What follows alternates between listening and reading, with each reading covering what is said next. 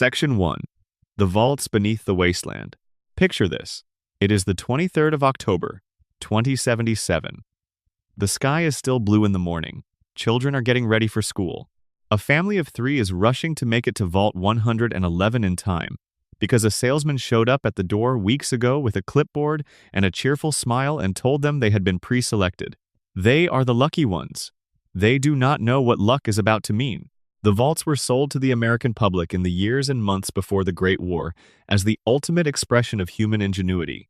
Nationwide advertisements, cheerful mascots, a smiling, round-faced boy with a thumbs up. The message was simple and clean. When the worst happens, Vault-Tec will keep you safe. The corporation had government backing, congressional approval, and the trust of a frightened population watching geopolitical tensions turn the world into a powder keg. Across the country, families paid for their reservations. They waited. Some of them felt the first distant tremors of doubt but pushed them away because the alternative was too frightening to sit with.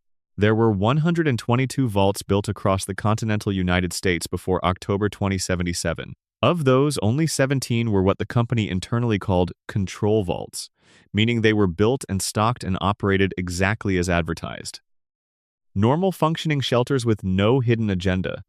17 out of 122. The other 105 were something else entirely. What Vault-Tec was actually doing had nothing to do with saving people and everything to do with studying them. The corporation, working in secret concert with a shadow government organization called the Enclave, had a hypothesis. If humanity ever needed to rebuild civilization from nothing, or even if humanity ever needed to colonize somewhere entirely new, they would need data. Data on how human beings behave under conditions of absolute control. Data on stress responses, population dynamics, leadership structures, violence thresholds, and the outer limits of what a person will accept when they believe they have no other choice. The vaults were not shelters. They were laboratories. The people inside them were not survivors. They were test subjects, and not a single one of them consented. The scope of this, when you sit quietly with it, is staggering. Families were herded underground with the genuine belief that they were being protected, and then the door sealed behind them, and the experiment began. Some of the experiments were almost mundane in their cruelty. Vault 15 in California housed 4 groups of wildly incompatible social and cultural backgrounds, specifically to study intergroup conflict. The population was given too little space and too few resources, and then watched. The vaults in the Mojave region, specifically Vaults 3, 11, 19, 21, and 34, each represented their own particular flavor of social engineering. Vault 21 ran entirely on gambling. Every dispute, every resource allocation, every decision of any consequence was settled through games of chance. The population developed an entire culture around this. When you live long enough under a system, you stop seeing it as a system and start seeing it as the natural order of things. Vault 21's residents did not think they were lab rats. They thought they were just a community that valued fair play. Vault 19 was divided into 2 halves, one colored red and one colored blue, and the 2 groups were given contradictory information and encouraged to be suspicious of each other. Paranoia as a design feature. The overseers watched through cameras as distrust calcified into something harder and more brittle, and the data was collected in neat terminal entries that read more like stock reports than accounts of human suffering. Vault 34 was given an enormous armory and a population density far exceeding what the space could comfortably hold, and then the gun lockers were left unlocked.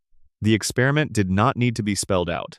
Anyone who has read about the Milgram experiments, the Stanford prison study, or the basic mechanics of resource scarcity and group psychology already knows how it ended. But then there are the vaults that pull at something deeper, the ones that feel less like controlled experiments and more like something personal and cruel, as though whoever designed them had a specific kind of contempt they needed to express. Vault 92 in the Capitol Wasteland was built with a population of musicians. People who had devoted their lives to creating beauty were told they were part of a special vault designed to preserve musical talent and culture. The experiment was white noise. Specifically, white noise pumped through the ventilation at carefully calibrated intervals designed to trigger violent psychotic episodes in the residents, who were being studied for the government's interest in creating super soldiers. The musicians who had come underground hoping to outlast the apocalypse and maybe play concerts in a new world spent their years periodically losing their minds and waking up covered in blood they couldn't explain. The holotapes recovered from the site are some of the most disturbing pieces of written content in any Fallout game. A violinist writing about how she keeps finding herself holding her bow like a weapon. A composer whose entries grow shorter and more confused as the months pass, until the last one is barely coherent, just a date and 2 words, not again. Vault 106 pumped psychoactive substances through the air supply, not accidentally. The overseer was informed. The residents spent their lives in a soft, persistent chemical haze that stripped away their ability to think clearly or form stable relationships or even fully understand what was happening to them. When you enter the vault in Fallout 3, 2 centuries after the bombs fell, the residents are still there, still breathing whatever is still cycling through those ancient filtration systems, still not entirely sane. Vault 77 had a single human occupant and an entire shipment of puppets. The full story of this vault exists only in a webcomic that Bethesda released around the time of Fallout 3's launch, but it has become quietly canonical in the community's understanding of the universe. One man, crates of puppets, no other people. The entries in his journal document the slow and gentle and genuinely funny spiral of a person trying to maintain their sanity by giving voices to inanimate objects, until the line between performance and belief starts to blur. There is a specific philosophy behind these experiments that the games hint at without ever fully stating, and it is worth sitting with because it reframes everything. The Enclave, the shadow organization that owned Vault-Tec and held the strings of what remained of the American government, believed that the purpose of the vaults was to prepare humanity for deep space colonization. The logic went like this. When you send human beings to another planet, you are putting them in a sealed metal box with limited resources. No external authority, no escape, and total dependence on the systems keeping them alive. You need to know what happens under those conditions.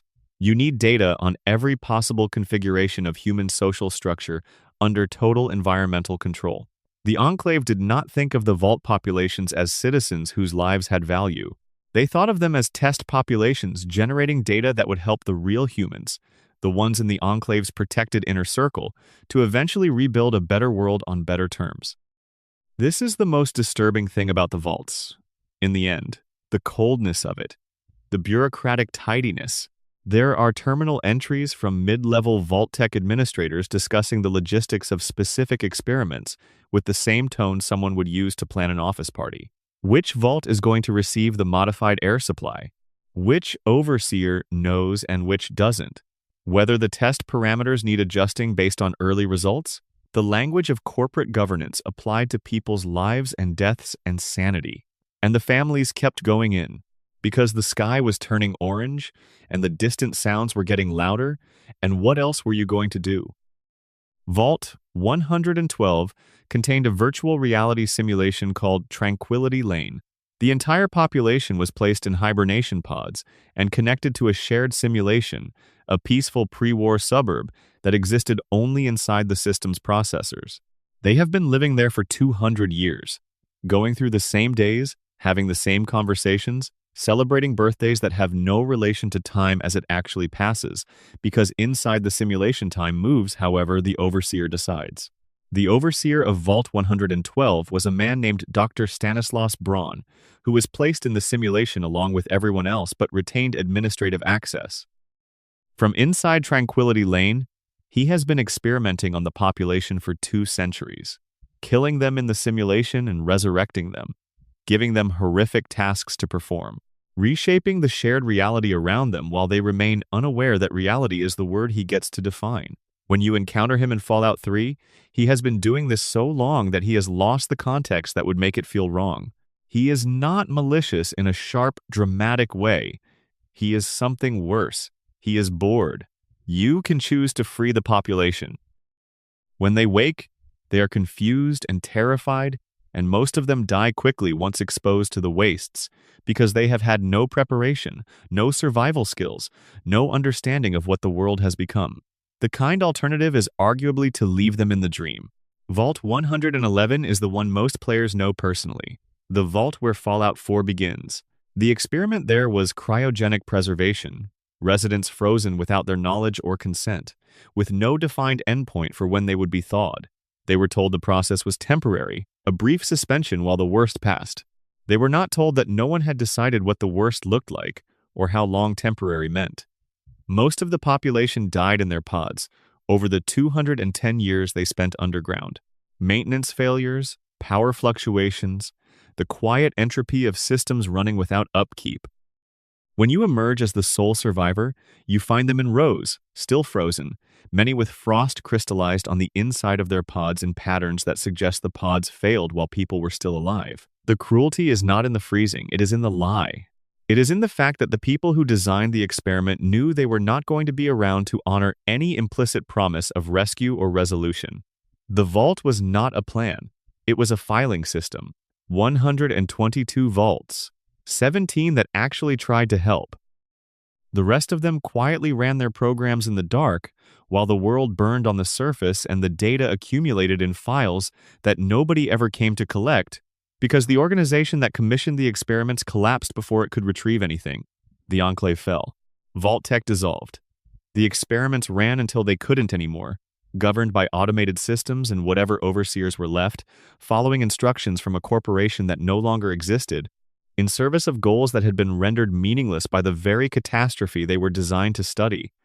And somewhere in that bleak arithmetic is something almost funny, in the darkest possible sense. The Enclave built 122 human experiments to prepare humanity for an orderly future on its own terms, and then the future came and the Enclave wasn't there to claim it. The data is still in the terminals. The skeletons are still in the pods. And out in the wasteland, the descendants of vault populations that survived their experiments wander through a world that was destroyed by the same people who had promised to save them. Drop a comment letting us know where you're watching from and what time it is for you right now. And if this kind of deep wasteland lore is what you're here for, subscribing means you'll never miss the next one. Section 2. The Dunwich Horror Beneath the Stones. There is a quarry in the Commonwealth. On the surface, it looks like every other industrial ruin in Fallout 4. Rusted scaffolding, collapsed walkways, a population of raiders who have claimed the upper levels as their own. The Forged, specifically, a gang from Saugus Ironworks, moved in at some point to harvest the marble.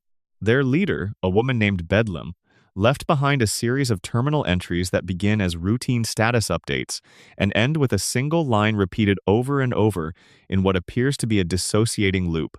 I'm safe in the light. I'm safe in the light. I'm safe in the light. The quarry is called Dunwich Borers, and it is one of the most carefully constructed pieces of horror in any video game ever made. Not because anything dramatic happens there. There are no jump scares, no boss encounters, no sudden loud sounds. The horror of Dunwich Borers is the kind that seeps in slowly, that you do not notice has gotten to you until you are already deep underground, and the light from above has become a distant rectangle, and the flashbacks have begun. The flashbacks are the first thing that marks Dunwich Borers as different from everywhere else in the game. As you descend deeper into the quarry, you begin experiencing spontaneous visions of the past. They happen without warning, without transition, without any of the usual signals that a cutscene or a memory is about to play. One moment you are in the rusted present. The next you are watching workers in pre-war hard hats going about their day, voices overlapping, the particular textures of ordinary life rendered in a setting that feels real in a way that much of Fallout's world does not. And then it ends and you are back in the dark. The second flashback is where the tone shifts. A group of people on their knees. An altar.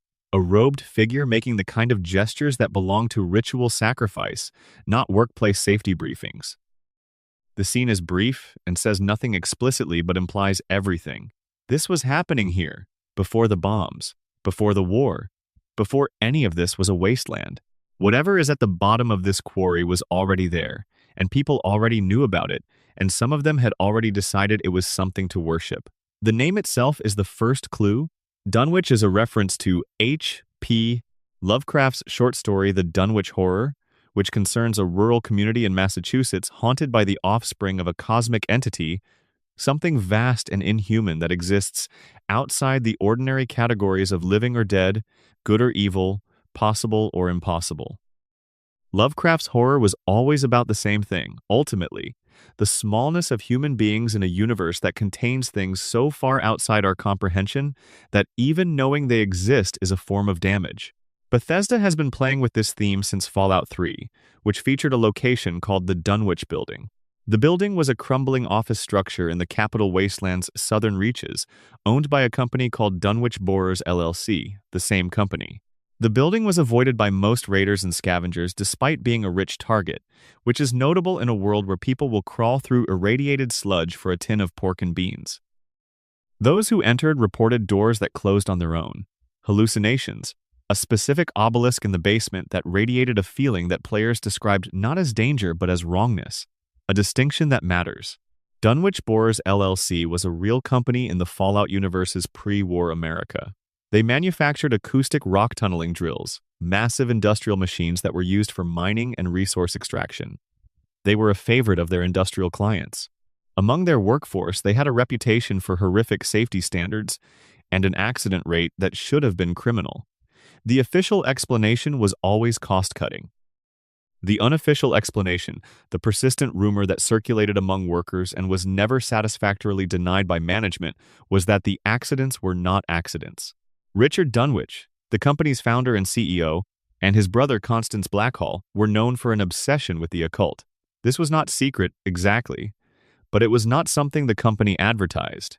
The quarry that would eventually become Dunwich Borers in the Commonwealth was chosen not for the quality of its marble, though the marble was excellent, but because the company's leadership knew it sat above the site of an ancient sacrificial altar.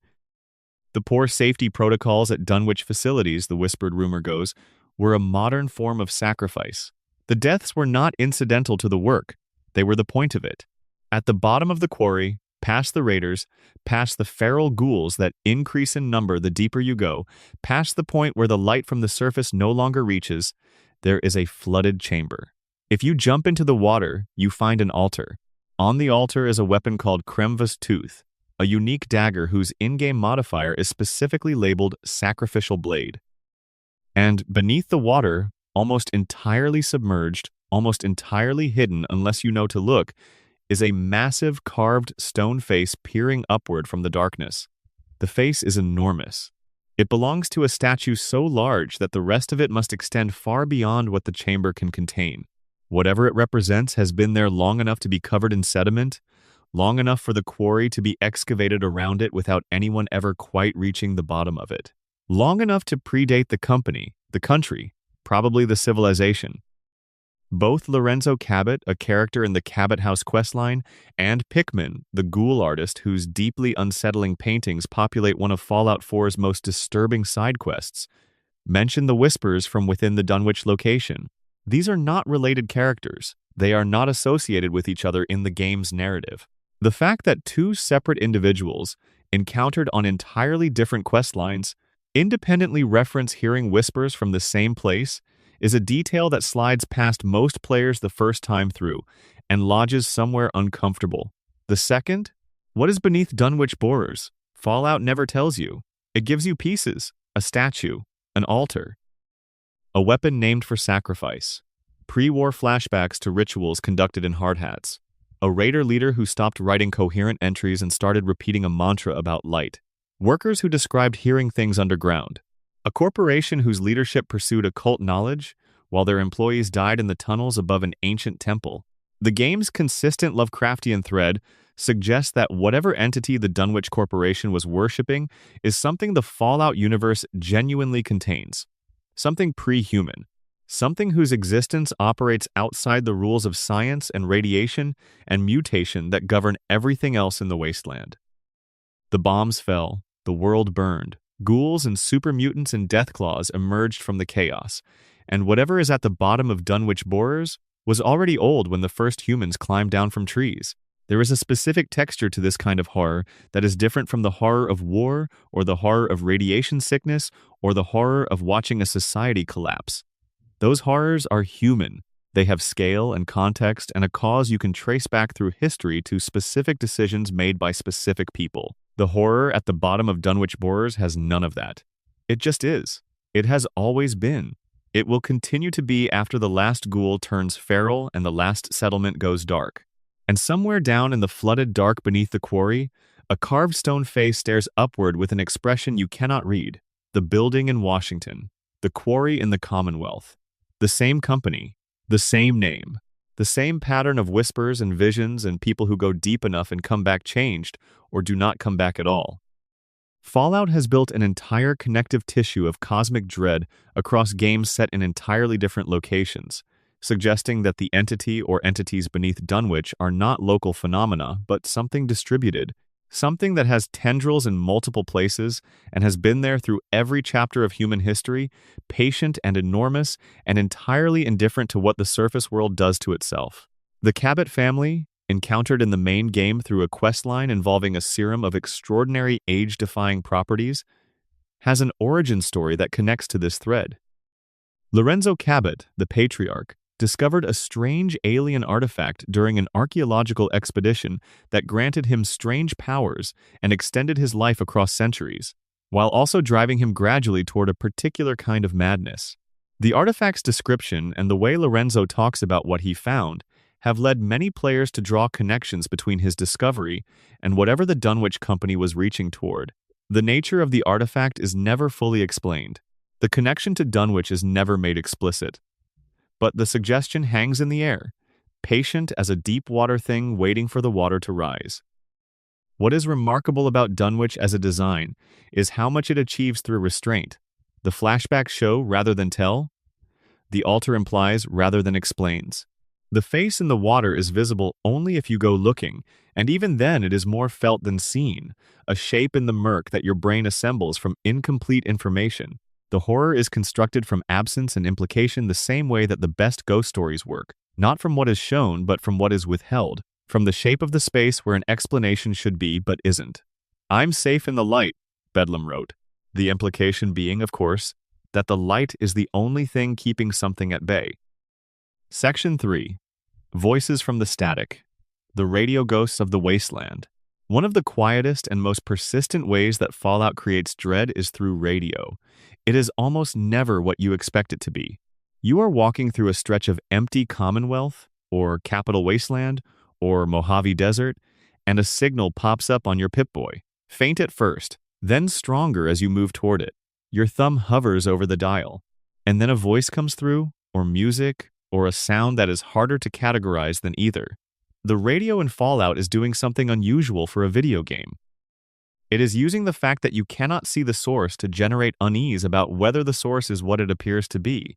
In a world defined by physical absence, where the cities are empty and the roads are haunted by the echoes of lives that ended suddenly and without warning, radio is the medium through which that world's ghosts speak most clearly. Start with the simplest kind, the distress signals. They are scattered throughout every Fallout game, detectable only within a certain radius of whatever transmitter is broadcasting them, reachable only if you choose to follow the signal toward its source. The Greenbrier radio signal in Fallout 4 is representative of what these signals do to you emotionally before you understand what they actually are. A recorded voice, a woman, frightened, describing being trapped in a bunker by creatures she cannot identify. She tells you there are other people with her. She asks you to come quickly. She says they are running out of food. She says she will give you whatever you want. Then a pause. Then, "This has been a pre-recorded message." Message repeats in 3 seconds. When you follow the signal to the bunker and go inside, you find 2 skeletons and a ham radio still cycling through its loop. The woman's voice has been playing that message for decades, maybe longer. The creatures are gone. The food ran out before anyone came. The people who made the recording did not survive to hear whether anyone ever responded. But the message kept broadcasting because it was automated, and automation does not know when to stop, and somewhere in the vast, empty Commonwealth, anyone tuning through the frequencies would find her still asking for help. This is what the radio does. It collapses time. It puts you in contact with voices from a world that no longer exists. People whose stories ended long before you arrived, and it does so with enough intimacy that you feel the loss in a way that a terminal entry or a skeleton could not quite replicate, because those are visual and static, but a voice in your ear is immediate. It creates the illusion of presence, which makes the moment when you realize no one is there anymore particularly sharp. The default radio signal, accessible after boosting certain relay towers in the Commonwealth, turns out to be an automated introductory message from a Robco ham radio hobbyist kit. "Congratulations on your purchase," the cheerful pre-war voice says. Through the magic of radio, you're well on your way to making new friends. The message is entirely mundane. It predates the war. It is the audio equivalent of finding a birthday card still sitting in a mailbox on a street where everyone died 200 years ago. The cheerfulness of it in the context of everything surrounding it is what makes it land. Fallout 3 built its radio infrastructure around the tension between Galaxy News Radio, the scrappy voice of the human resistance broadcasting from a crumbling museum, and the Enclave Radio, the polished and sinister voice of a shadow government pretending to be the legitimate authority, playing patriotic music and issuing statements about safety and order in a world it had helped to destroy. The specific horror of the Enclave Radio is not in anything it says explicitly, but in the implication of its continued existence. Someone built this infrastructure. Someone is maintaining it. And someone has the resources and the organization and the specific desire to keep broadcasting a message of normalcy into a world where normalcy is long dead. The question the radio forces you to ask is not just who is speaking, but why they want you to hear it. In Fallout New Vegas, the signal from the Sierra Madre Casino plays across an unusual range, detectable by certain radio frequencies in ways it should not be able to reach. The Sierra Madre is a location in the Dead Money DLC, an isolated resort in the Mojave that was sealed at the moment the bombs dropped and has remained sealed ever since. Maintained by automated systems in a state of horrible preservation, its population of ghosts and holographic staff still going through the motions of a party that started in 2077 and never ended. The Sierra Madre's broadcast is described as alluring, compulsive, as drawing people toward the resort despite the dangers. It has been doing this for 2 centuries. The people it has drawn to it have generally not returned. The mysterious broadcast from Old World Blues DLC is something slightly different, a signal originating from the Big MT research facility, relayed through a crashed satellite, inviting listeners to a midnight science fiction feature at the Mojave Drive-In. The signal plays jazz between its broadcasts. It sounds like late-night AM radio from the 1950s, warm and slightly staticky, the particular frequency of nostalgia. Only the source is a facility full of disembodied brains and pre-war science that crossed into something no longer describable as science, and the drive-in it references is a physical location on the map where following the signal will initiate a sequence that teleports you somewhere you did not expect to go. The Fallout universe uses radio as a form of archaeology in the truest sense, digging up the past not through physical artifacts, but through the continued broadcast of voices that the past left running. And occasionally those voices are not from the past at all. Some of the distress signals in Fallout 4 are live. Someone is broadcasting from somewhere, right now, in the wasteland, not as an automated loop, but as an active transmission. Following those signals sometimes leads to settlements in trouble, to survivors who have been broadcasting without knowing whether anyone is listening. The contrast between those live signals and the automated ghosts is one of the things that makes Fallout's radio landscape feel genuinely populated, even in its emptiness. You never know until you arrive whether the voice is still there, or whether you are responding to a message that outlived its sender. Fallout 76 complicates this further. The game's Appalachian wasteland is empty of human NPCs at launch, populated only by robots and ghouls and notes and holotapes. The radio in this setting is almost exclusively archaeological. The stations you find are all from before. The only voices broadcasting in real time are automated systems. Emergency broadcast systems cycling through the same alerts they have been cycling through for 25 years since the bombs fell, commercial jingles from stations that kept playing their playlists long after the last human engineer left the building, and one specific station that becomes important to the game's main story.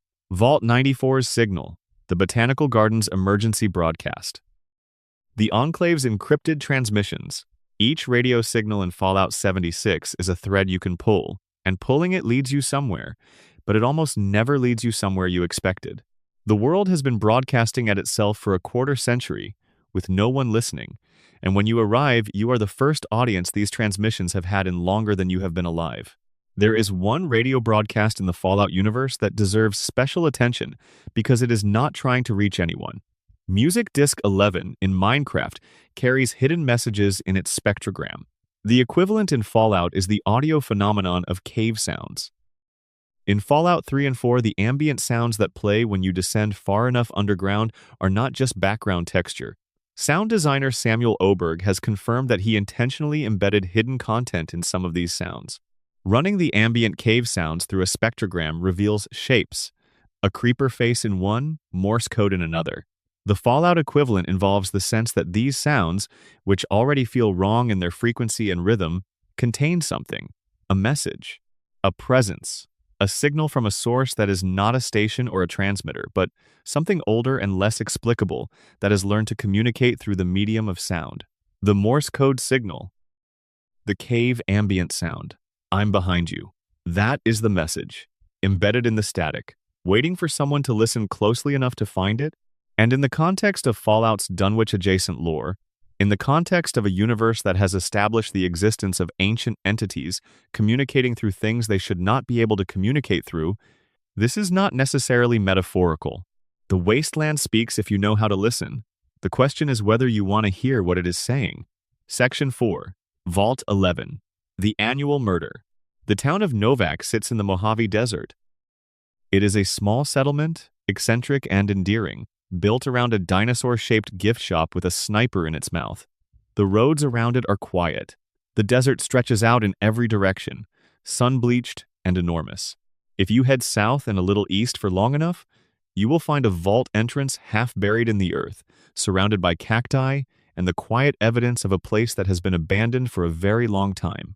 Vault 11's loading screen hint is one of the most restrained and devastating sentences in the franchise. It says, simply, Vault 11 has been abandoned for decades, though few people know the story of its terrible past. The terrible past is this. Vault 11 was designed as a social experiment to study obedience, specifically the question of how far a population would go to ensure its own collective survival when presented with an authority demanding an ongoing sacrifice. The Vault's computer, when the doors sealed after the bombs fell, delivered a message to the gathered residents. The message was simple. Every year, one person must be chosen from among them and delivered to the sacrificial chamber for execution. If they refused to choose, the computer would execute the entire vault population. The first overseer, the only person in the vault who had been told about the experiment before the doors sealed, came forward and delivered this message to the assembled population. He had known what the vault was designed to do before he accepted the role. He had told no one. When the residents understood what he was telling them, they did what you might expect a group of terrified, angry people who have just been sealed underground to do. They made the first overseer the first sacrifice. In that first decision, the vault's residents also inadvertently established a tradition. By making the sacrifice the overseer, they created a system where the most powerful person in their community would be the one who paid the annual price. Going forward, election to the position of overseer meant election to die. This transformed the politics of Vault 11 into something specific and grotesque. An annual election in which no one wanted to win, where the game of democratic governance became a game of not being the one who got elected. The political maneuvering that followed over the decades is documented in terminal entries scattered throughout the vault. Election posters, but instead of promoting candidates, they warned against them. Voting block directories that read like legal documents, outlining the specific arrangements each group had made to ensure their favored candidates did not win. Notes between residents detailing threats made and favors offered and promises extracted in exchange for votes that would not go where they were supposed to. One of the most chilling details involves a woman named Catherine Stone. The Justice Bloc, the most powerful voting group in the vault, approached her and told her they were considering nominating her husband Nathan. Roy Gottlieb, the Justice Bloc's president, made her an offer.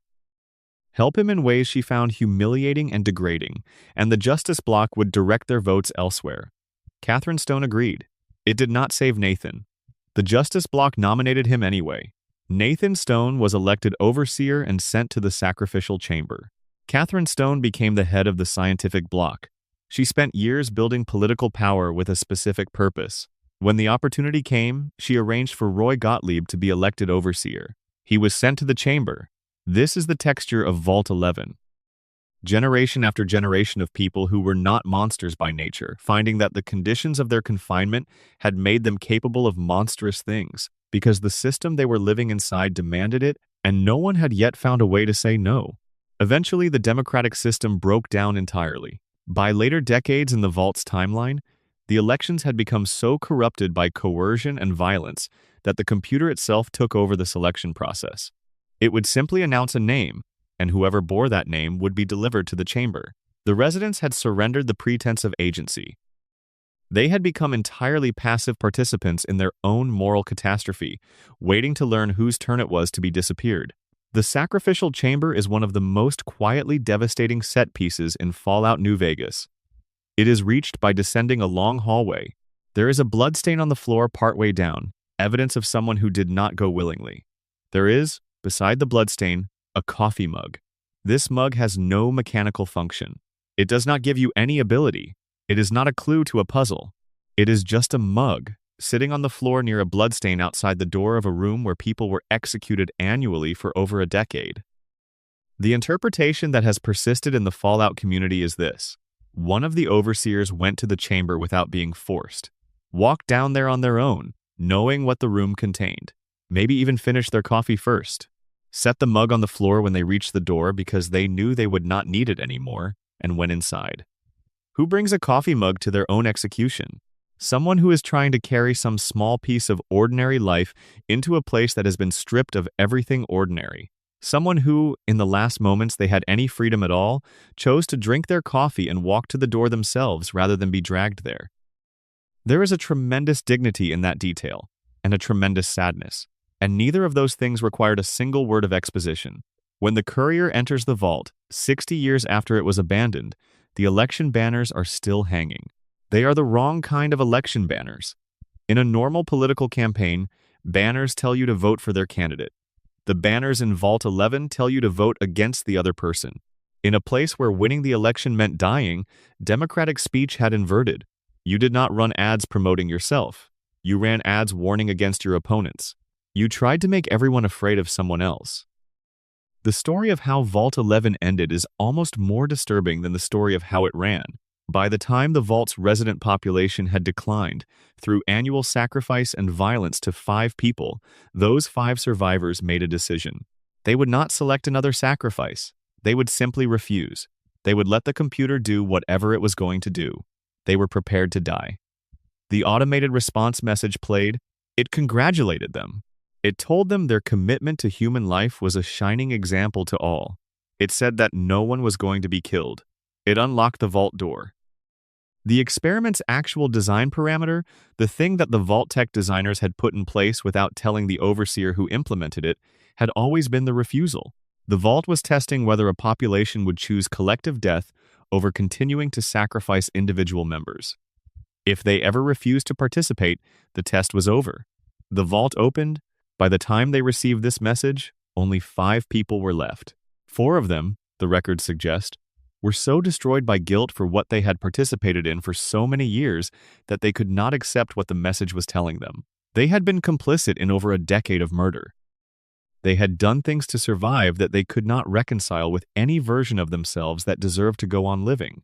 3 of them are found as skeletons in the room where the final survivors gathered to hear the message. 1 of them is found near the vault entrance. Whether they made it outside is unclear. 1 person made it out. Their identity, their name, what they carried with them when they finally walked through the door that had been locked for so long, where they went in the Mojave Desert after all of that, none of this is recorded.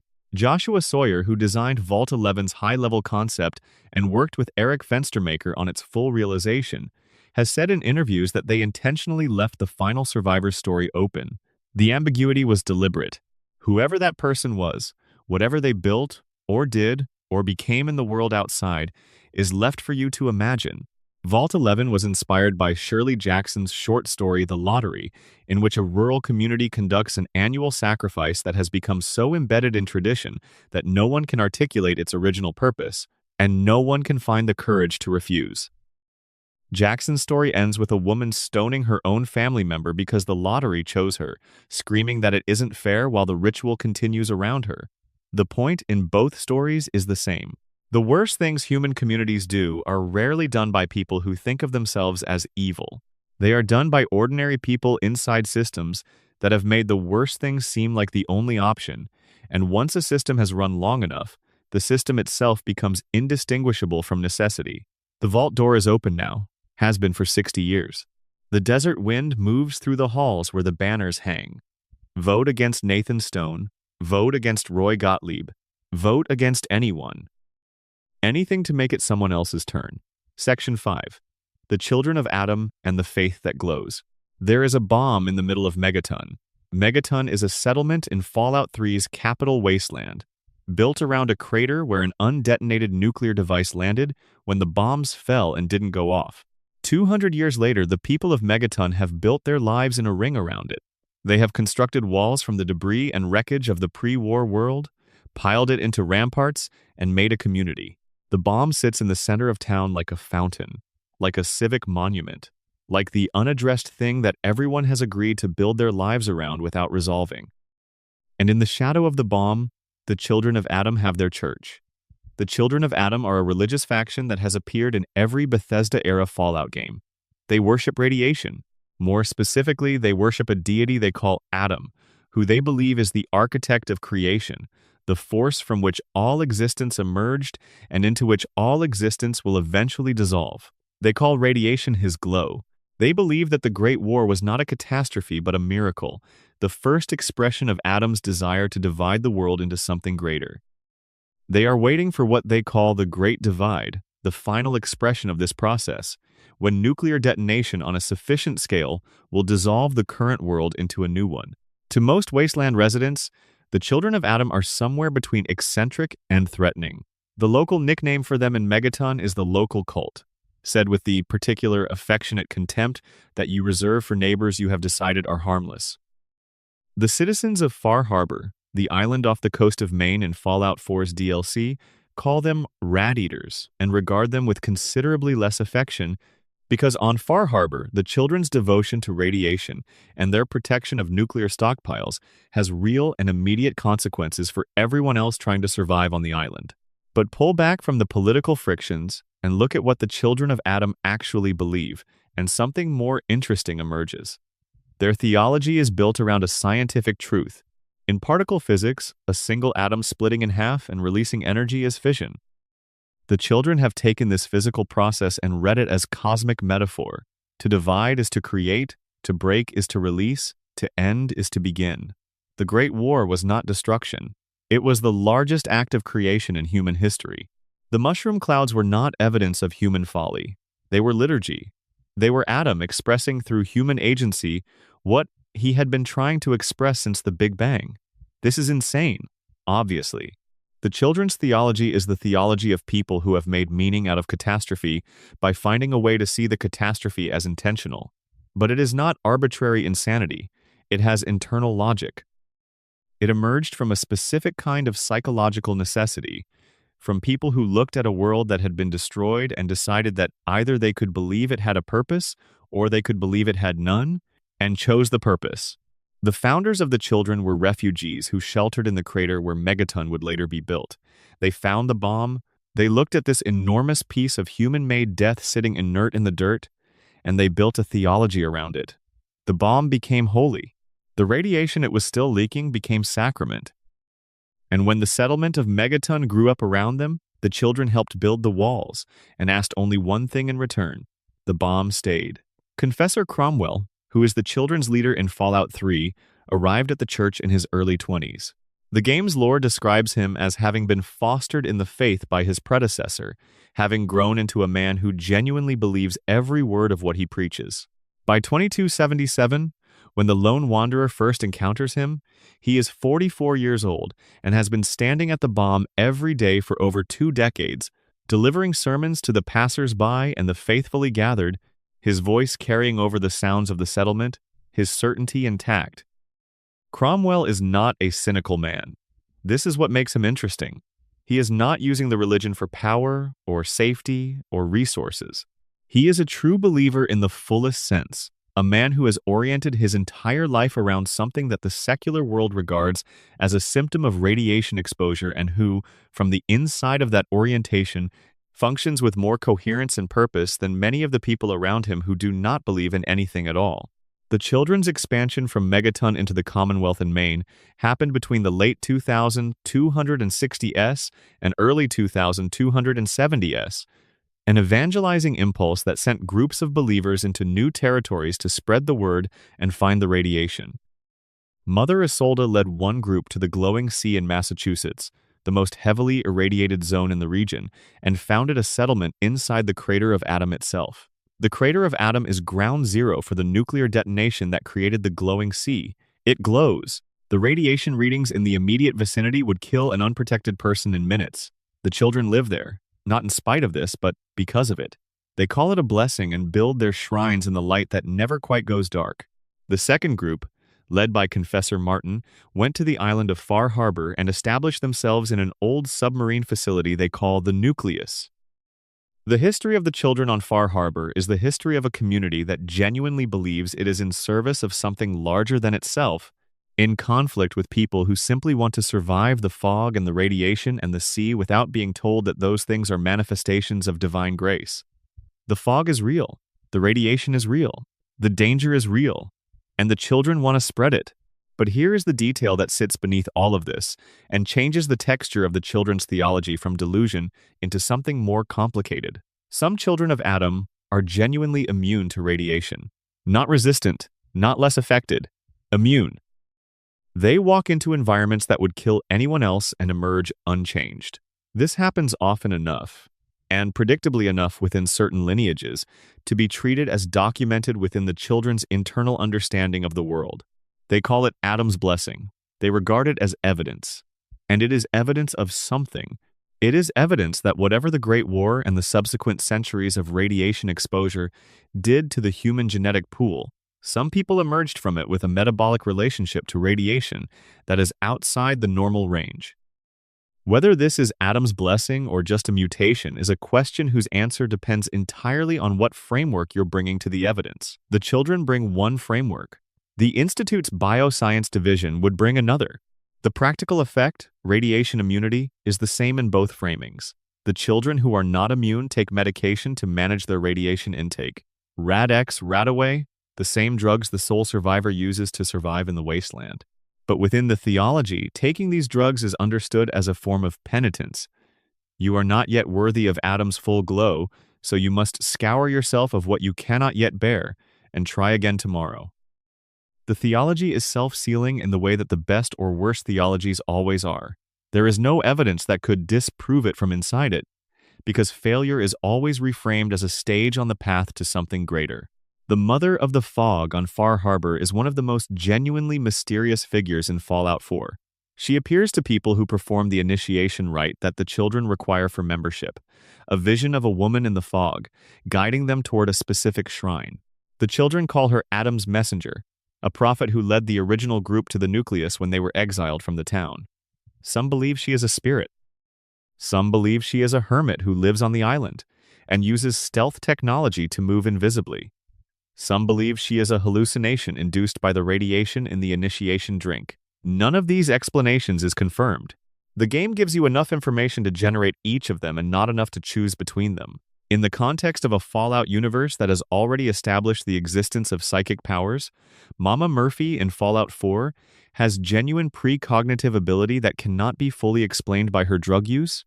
Cosmic entities capable of psychic influence, whatever is beneath Dunwich borers, and the general principle that the wasteland contains things that defy ordinary categorization, the mother of the fog's non-material explanation is not necessarily the least credible one. The children of Adam are one of Fallout's most sustained and coherent pieces of world-building because they represent a specific kind of human response to catastrophe that is not unique to the wasteland. Real history is full of apocalyptic movements that emerged from real disasters, real communities of people who experienced extreme suffering and built theologies around it that gave the suffering meaning. The children's specific theology is extreme, but the impulse behind it is recognizable. People need their suffering to have meant something. Religion, at its most elemental, is the project of making meaning out of events that otherwise have none. The Great War had no meaning. The bombs fell because of politics and paranoia and corporate greed and the slow, mechanical logic of mutual assured destruction, not because of any purposeful entity desiring any particular outcome. The children of Adam took that meaninglessness and refused it. They looked at the bomb in the crater and they said, "This is not an accident. This is the face of God." And then they built a church. Section 6. The Institute and its Ghost Children. The Institute has no address. It has no visible presence in the Commonwealth. It does not advertise. It does not make announcements. It does not negotiate. It exists in the experience of most people living in the Boston area in 2287 as a story you tell your children to make them afraid of strangers. The boogeyman, the Institute, the people who come up through the floorboards at night and take you and leave something in your place that looks exactly like you but isn't. The fear of the Institute is a specific kind of fear. It is not the fear of violence, exactly. Though the Institute is capable of violence and its coursers, the retrieval agents it sends to the surface, are among the most dangerous individuals in the wasteland. It is not the fear of death, which is ambient in the wasteland and carries a certain familiarity. The fear of the Institute is the fear of replacement. Of waking up one day and not being sure whether the person you were yesterday was actually you, or whether you have been walking around in a copy of yourself without knowing it. Generation 3 synths, the Institute's most advanced product, are biologically almost identical to human beings. They bleed, they eat, they sleep. They have what appears to be emotional lives. Their construction begins with lab-grown bone, to which muscle and organ tissue are added, after which the assembly is filled with blood and animated with electricity, and finally submerged in a vat of biological matter that becomes skin. The result is a body that, in every test available to the Wasteland's medical practitioners, registers as human. The only way to identify a Generation 3 synth definitively is an autopsy, which requires the subject to be dead.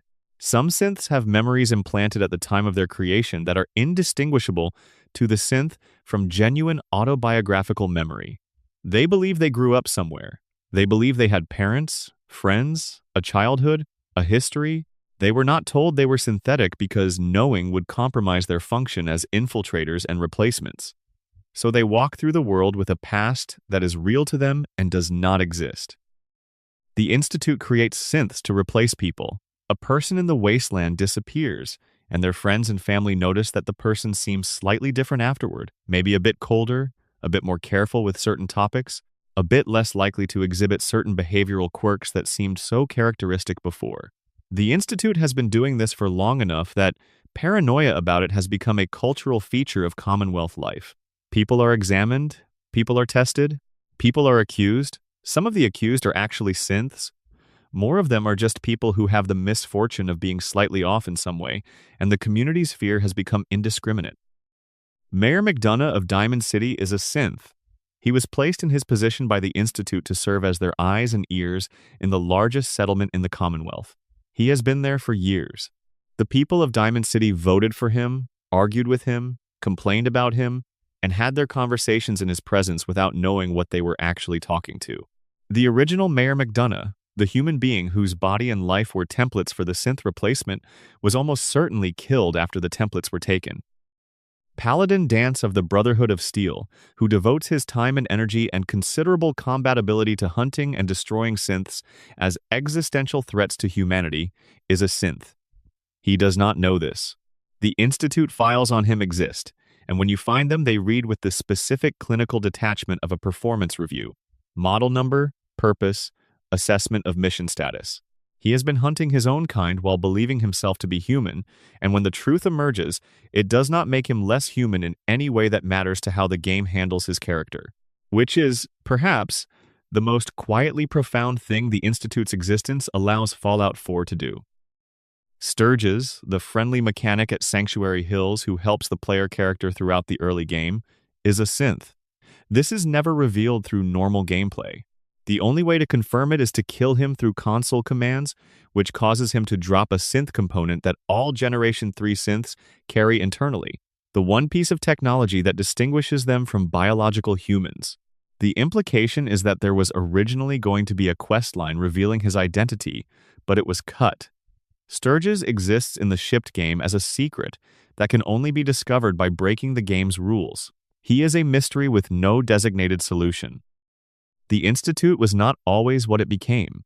It began as the Commonwealth Institute of Technology, a pre-war university that survived the bombs because it was fortunate in the specific way its campus was situated. The institution that grew in its basement from the survivors and their children was, for a generation, genuinely trying to help.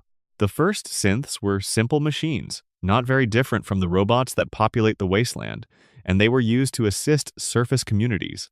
The Institute helped settlements, traded knowledge, tried to establish something like a working relationship with the people living above them. The breakdown of that relationship is, like most relationship breakdowns, more complicated than either party's subsequent account of it. Distrust accumulated on both sides. The Institute pulled back. The people above developed stories about what was happening below. The Institute developed contempt for what it saw as the chaotic, violent, short-sighted behavior of people who had not found a way out of the dark. And the longer the Institute stayed underground, the more the scientists who had never seen the surface or known anyone from it treated the people above as something less than full participants in humanity. Not quite human. Not quite real. Objects of study rather than communities with standing. The kidnappings began. The Institute needed biological material to continue developing the FEV research that eventually led to Generation 3 synths, and the Commonwealth's wastelanders were used for it. People were taken, experimented on, and discarded. The experiments created super mutants, the hulking, aggressive creatures that wander the wasteland in large numbers.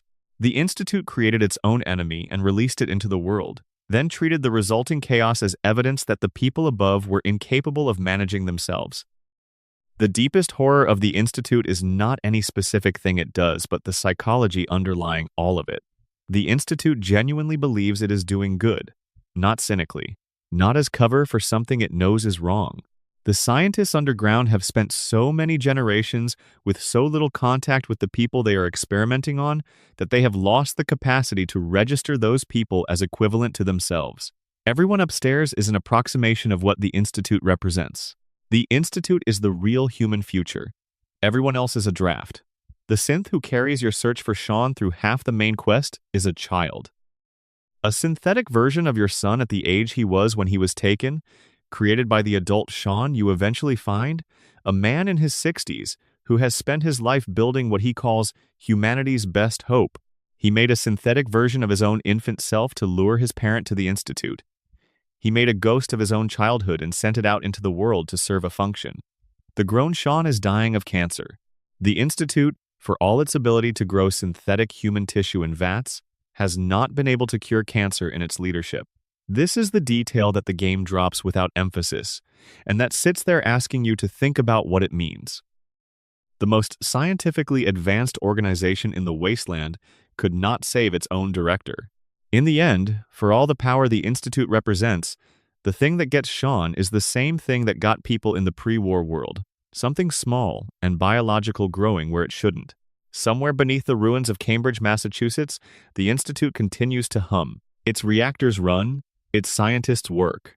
Its synths move through the Commonwealth above, indistinguishable from the people around them, performing functions they were built for or living lives they were given. In either case, walking through a world they were not designed to understand from the inside. If you destroy the Institute, its reactor goes critical, and the whole facility is lost. If you join it, you inherit control of an organization whose fundamental relationship to the world above is one of ownership rather than coexistence. There is no ending where the Institute becomes something other than what it is. The tragedy of it is built into the foundation. Section 7. The Glowing Sea and What It Holds. There is a place in the southwestern corner of the Commonwealth that does not appear on any commercial map or pre-war guidebook. The locals call it the Glowing Sea. It is not a sea. It is the absence of everything a sea usually implies. The liquid absence, the living absence, the navigable absence. It is an enormous stretch of scorched earth that cannot be traversed without protection from what lives in its air, and what lives in its air is radiation so dense it registers on instruments as a kind of noise rather than a measurement. The glowing sea is the single largest zone of high-intensity radiation resulting from a single nuclear detonation in any of the Fallout games. One bomb, one detonation. One moment on the 23rd of October 2077, and the western suburbs of Boston became a place where 200 years of wind and rain and weather have done nothing to dilute what settled there. The radiation did not dissipate, the landscape did not recover, the glowing sea just kept glowing. This is unusual even by the standards of the wasteland. Most of the Commonwealth is nominally survivable without heavy protective equipment. The radiation in the environment is elevated but not lethal at normal exposure durations. The glowing sea is different.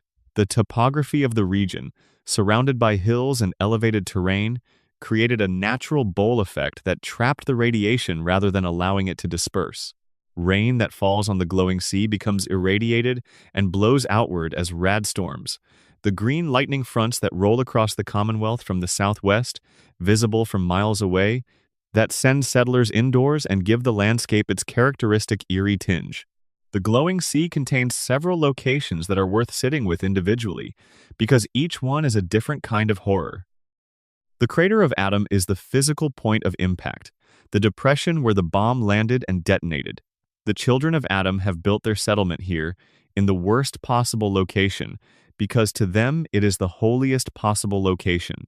Mother Isolde, their leader in the Commonwealth, heals the radiation damage of visitors to the settlement simply by touching them. She can do this not because she has a medical kit or a drug supply, but because, through some mechanism the game declines to explain, she has an active relationship with radiation that allows her to direct it. The Church of Adam's most devoted adherents can heal radiation damage in other people. This is not presented as metaphor or delusion. It works. The Federal Surveillance Center, K-21B, is a pre-war government installation that the wasteland has almost entirely reclaimed. Its significance is what it implies. The government was conducting surveillance in this region before the war, monitoring something here for reasons that the available records do not fully explain. The center sits at the edge of the glowing sea, positioned to observe what was happening in the surrounding area. What was it watching? The records left behind are partial and redacted in ways that suggest someone made choices about what to remove. The Sentinel Site Prescott is a pyramid-shaped military installation built to launch nuclear warheads, now sitting unused in the glowing sea, its launch mechanisms intact, its supply of Mark 28 nuclear warheads still in storage. Brother Henri, a child of Adam who has appointed himself guardian of the site, protects the warheads as holy relics and believes that Adam will return to claim them. He has been waiting in the glowing sea for a long time. The warheads have been waiting longer. The rocky cave at the edge of the map boundary contains a rogue scientist named Virgil, one of the most important characters in the game's main story. Virgil is a former Institute scientist who was involved in the FEV research that created super mutants, became unable to continue participating in it, and fled to the only place in the Commonwealth where the Institute's coursers were unlikely to follow, the most dangerous location in the region. He exposed himself to FEV on the way out, which mutated him into a super mutant, and has been living in the glowing sea trying to develop a cure for his mutation, surrounded by the same radiation that is slowly killing him because there was nowhere else to go. Virgil is not a villain. He made bad choices working for an organization whose goals were wrong, and he made those choices partly from ideology and partly from the institutional inertia that makes it hard to leave any system you have been inside long enough. And then he tried to make a different choice, and the cost of that choice was his body and his proximity to the world and his nearness to death, and he lives in the worst place in the Commonwealth and keeps working because it is the only thing left he can do. The Hope's March Pentecostal Church is buried in the glowing sea, half submerged in the earth, its stained glass long since blown out. Inside, the congregation that gathered there on the 23rd of October 2077 are still in the building. They are feral ghouls now. They have been in this church, in varying states of progressive ghoulification, for over 200 years. The church's records, what remains of them, include a note from a church secretary thanking someone named Mrs. Hart for covering office duties on the day of the war. Mrs. Hart was in the church that morning because she was doing someone a favor. The specific ordinary human chain of circumstances that placed her at ground zero when the bomb fell came down to a staffing swap on a Tuesday morning. At the bottom of the glowing sea, beneath the radiation and the radstorms and the death claws that have somehow adapted to survive there are ruins of ordinary suburban neighborhoods, playgrounds, parking lots, the outlines of what were once residential streets.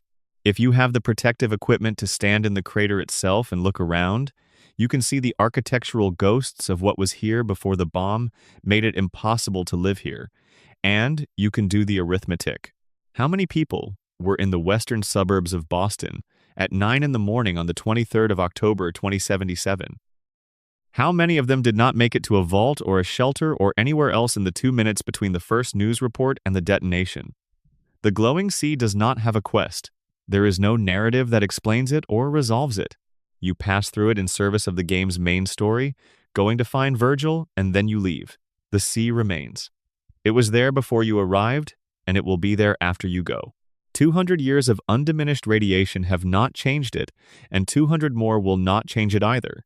The permanent emergency, the place that cannot be recovered, cannot be remediated, cannot be made safe for ordinary human life. The children of Adam call it a blessing. The Brotherhood calls it an obstacle. The common people of the Commonwealth call it the glowing sea, and stay as far away from it as they can manage. In the center of it, in the deepest part of the crater, the ground is still faintly warm. Section 8. Unexplained Anomalies, the Wasteland's Persistent Strangeness. Fallout's wasteland is full of things that do not fit.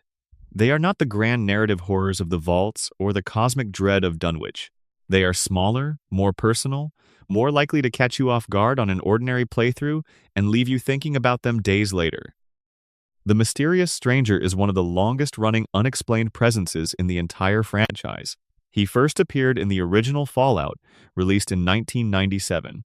He is a man in a hat and coat who occasionally appears during combat, fires a gun at an enemy, and vanishes. He has no dialogue. He has no questline. He has no explanation.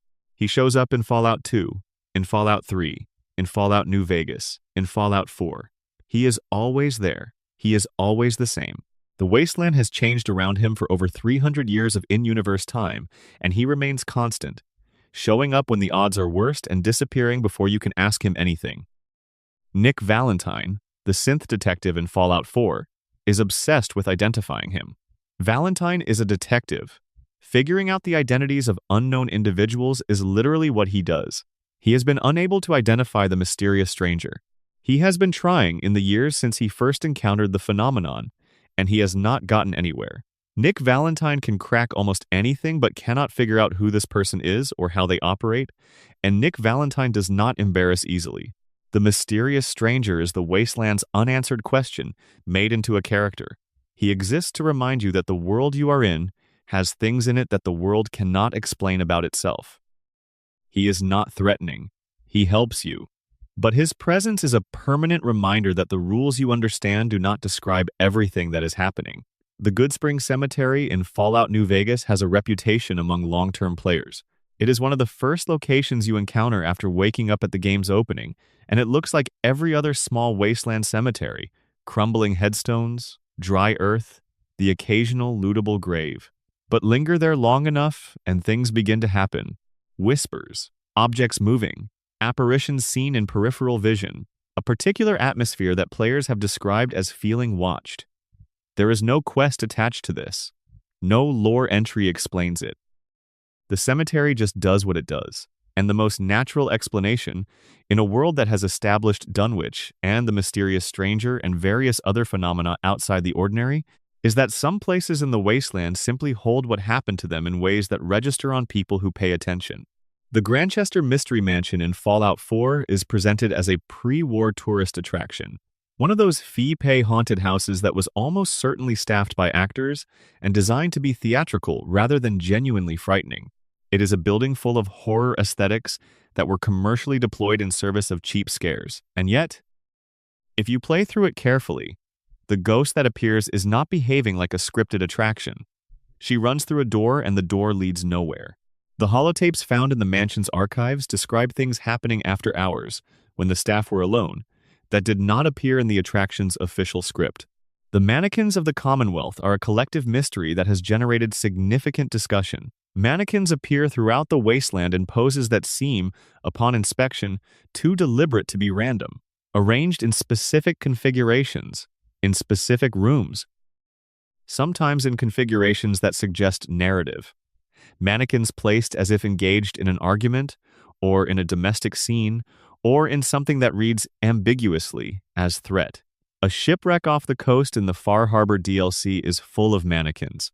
The crew's holotapes, found in the wreck, describe strange noises before the ship went down. The cause of the sinking is not established.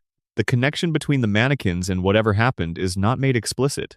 The crater in the Old World, found in the Fallout 3 DLC Mothership Zeta, adds another layer. Aliens, or at least something consistent with the popular conception of aliens as small gray beings with large heads, exist in the Fallout universe. Their ships appear as random encounters. Their crash sites are scattered across the landscape, and an entire DLC takes place aboard one of their craft. The Fallout universe has never fully explained where the Zetans come from or what they want. Whether their visits to Earth predate human history or began in response to human nuclear activity, whether they are a singular species or something more complicated. They exist in the world in the same way that the entity beneath Dunwich exists, present, occasional, fundamentally unexplained. The Cabot House questline touches on another thread of this. Lorenzo Cabot, the patriarch of a strange family of long-lived individuals, went on an archaeological expedition in 2078 and returned with an alien artifact that gave him extraordinary abilities and slowly destroyed his sanity. He has been kept restrained in the family's basement for over a century. The serum that his family has been synthesizing from whatever is happening in his body grants extreme longevity, which is why the Cabot family has been around since before the Great War. The artifact is described in terms that make it sound distinctly Lovecraftian, ancient, alien, capable of affecting the mind in specific and progressive ways, connected to something larger than itself, that Lorenzo, in his more coherent moments, is trying to reach.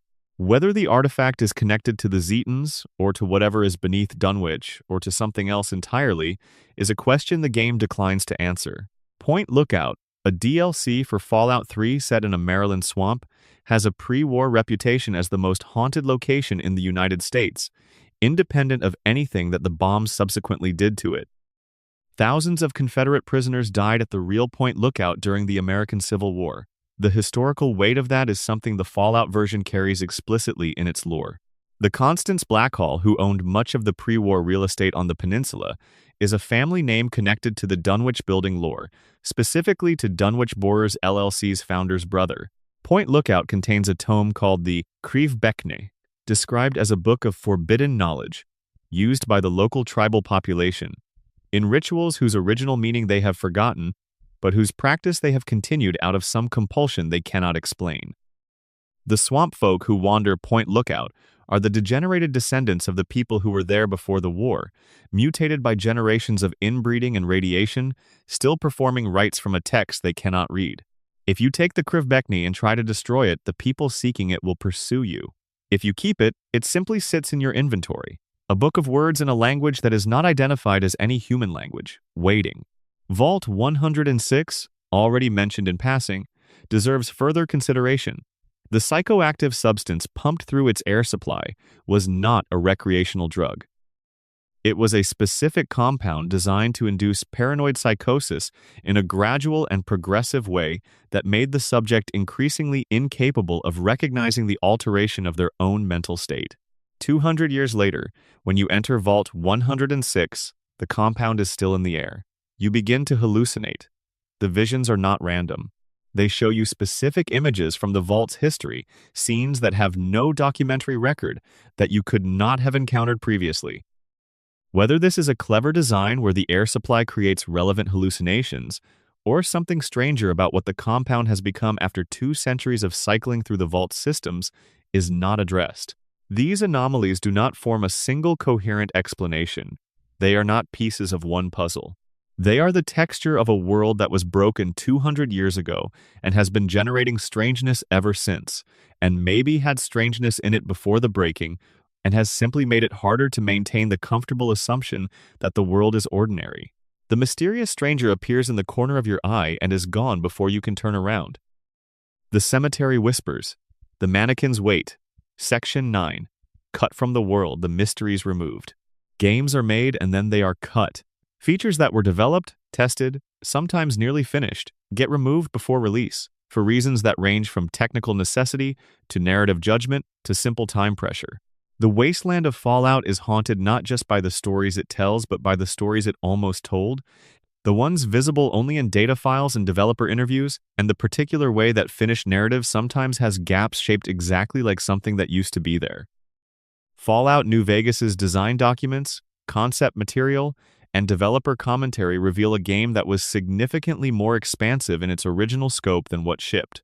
The game was developed in 18 months, a remarkably short production cycle for an RPG of its ambition, and significant material was cut as a consequence. The most discussed of these omissions involves factions, questlines, and locations in the western and northern parts of the map that are visible in the game world but largely empty of content. The signs of their intended use are in the landscape: roads that seem to lead somewhere purposeful and then end, buildings whose interiors are more detailed than their narrative function requires, map markers for locations that exist physically but have no associated quest. More interesting for our purposes are the thematic cuts. The backstory of the Caesar's Legion faction, which represents the game's darkest political vision, was considerably more developed in early design. The original conception of how the Legion formed from the ruins of American tribes and how Edward Sallow, the man who became Caesar, constructed his ideology from a partial and distorted reading of classical texts was meant to be explored in more detail through discoverable historical material. What shipped is compelling but thinner than the original vision, and the gaps are legible if you go looking. You can find references to tribes and events that are mentioned once and never elaborated, threads that were meant to be pulled but were tied off instead. The Burned Man, a legendary figure in the Legion's history who was wrapped in leather and thrown into the Grand Canyon as punishment for a failed battle, was originally meant to be a more accessible character before being cut down to his eventual appearance in the Honest Hearts DLC. His mythology is so vividly suggested by the remaining material that players constructed extensive theories about him in the gap between what the game referenced and what it showed. Fallout 4's cut content is some of the most extensively documented in the series because the PC version allows for data extraction and analysis, and the community has spent years going through what the developers left behind. Among the most notable omissions is a questline connected to the Cabot House storyline that was meant to go further into the origins of Lorenzo's artifact and its connection to broader cosmic horror elements. The existing questline gives you just enough to understand that there is something enormous implied, and not enough to see its full shape. The character of Sturges, whose status as a secret synth is accessible only through console commands, is widely believed to represent a cut questline in which the player would have discovered the truth about him through normal investigative gameplay. The absence of that questline means that the revelation, when players stumble onto it, lacks the emotional scaffolding it was presumably designed to have. It is a mystery with no designated solution because the machinery meant to solve it was removed before it could be used. The original design for the Institute in Fallout 4 apparently included more developed internal factions and political conflicts that were simplified in the shipped version. The Institute as it appears in the game is somewhat monolithic. The scientists all have the same broad attitude, the same corporate cant about betterment and the future. The original design apparently included dissidents, political movements within the Institute, researchers who had serious questions about the ethics of what they were doing and were trying to change it from within. The Railroad, the faction dedicated to synth liberation, has this implication built into its backstory. Someone inside the Institute helped establish the communication channels that allow synths to escape. That person is never identified or explored in the shipped game. Fallout 76's early access period revealed extensive cut content because the game launched in a considerably less finished state than other entries in the series, and what had been removed was visible in the remaining framework. The original design for the game's main quest, which reconstructs the history of what happened in the Appalachian Vault program before and after the nuclear war, included more developed survivor communities and more complex human characters before the decision was made to launch without human NPCs. The ghostly framework of those intended communities is visible in certain locations, settlements that are architecturally designed for human habitation and interaction, but contain only robots and holotapes. The Vault 94 raid content, removed from the game at some point after launch, was meant to be a significant exploration of a vault whose botanical garden experiment had gone catastrophically wrong in ways that suggested a biological agent of some kind. The remaining content hints at something that grew and spread and could not be contained, something that the vault's automated systems are still trying to manage 2 decades later. The full story of what happened in Vault 94 was never made available, and the raid content was removed without explanation, leaving a gap in the map that players can observe but cannot enter. Cut content in video games is always a minor tragedy. Things that were created and then unmade. Ideas that got close enough to existence to leave impressions in the surrounding material. But in Fallout, where so much of the horror is built on implication and absence, and the suggestion of things just beyond the frame, the cut content has a particular resonance. The missing questlines and removed characters are themselves a form of haunting, the feeling that the world you are moving through was supposed to tell you more, and something intervened before it could. The data files contain the voices of characters who never got dialogue in the shipped game. Dialogue that was recorded and then unused. Scenes that were scripted and then removed. A version of the wasteland that was more complete and then pared back, leaving only the outline. The ghosts of the game are in the game's own files. Section 10. The Mothman, the Flatwoods Monster, and the Living Folklore of Appalachia. When Fallout 76 was announced, set in West Virginia, the Appalachian setting carried with it a specific expectation that the game's developers leaned into with clear enthusiasm. West Virginia is, in the American popular imagination, a place of atmospheric folklore, of mountains and forest and something in the trees that the standard categories do not quite cover. The state that gave the world the Hatfield-McCoy feud, the mysterious lights of the Seneca Rocks, and the strangest cryptid mythology in the continental United States. The Mothman is the most famous of West Virginia's legends. The original sightings occurred in the area of Point Pleasant, West Virginia, between November 1966 and December 1967. Multiple witnesses reported seeing a large winged creature with red eyes, described variously as 7 feet tall, with a wingspan that exceeded 10 feet. The sightings coincided with a period of general unease in the region, and their crescendo preceded the collapse of the Silver Bridge over the Ohio River in December 1967, which killed 46 people. The proximity of the last major sightings to the disaster generated, in the local mythology, the persistent suggestion that Mothman was not merely a creature but a herald, something that appeared before catastrophe, a warning from somewhere outside the ordinary order of things. In Fallout 76, Mothman is both a real creature and something stranger than that.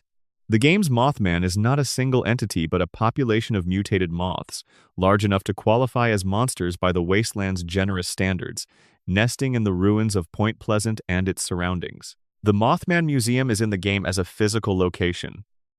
The cult that grew up around Mothman sightings before the Great War is represented by the Cult of the Mothman, a religious organization whose shrines and rituals are scattered across the Appalachian wasteland. The wise Mothman is the figure at the center of the cult's theology. Purple-eyed rather than red-eyed, passive rather than aggressive, it is described by the game's rival factions, the Enlightened and the Dim Ones, as either the true Mothman deity or a deceiver.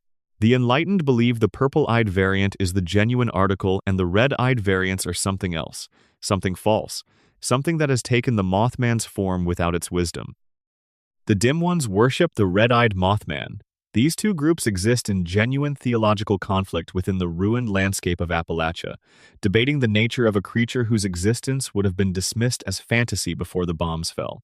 The in-game lore for the Mothman describes the pre-war cult as having conducted a summoning ritual on the 22nd of October, 2077, the day before the bombs fell.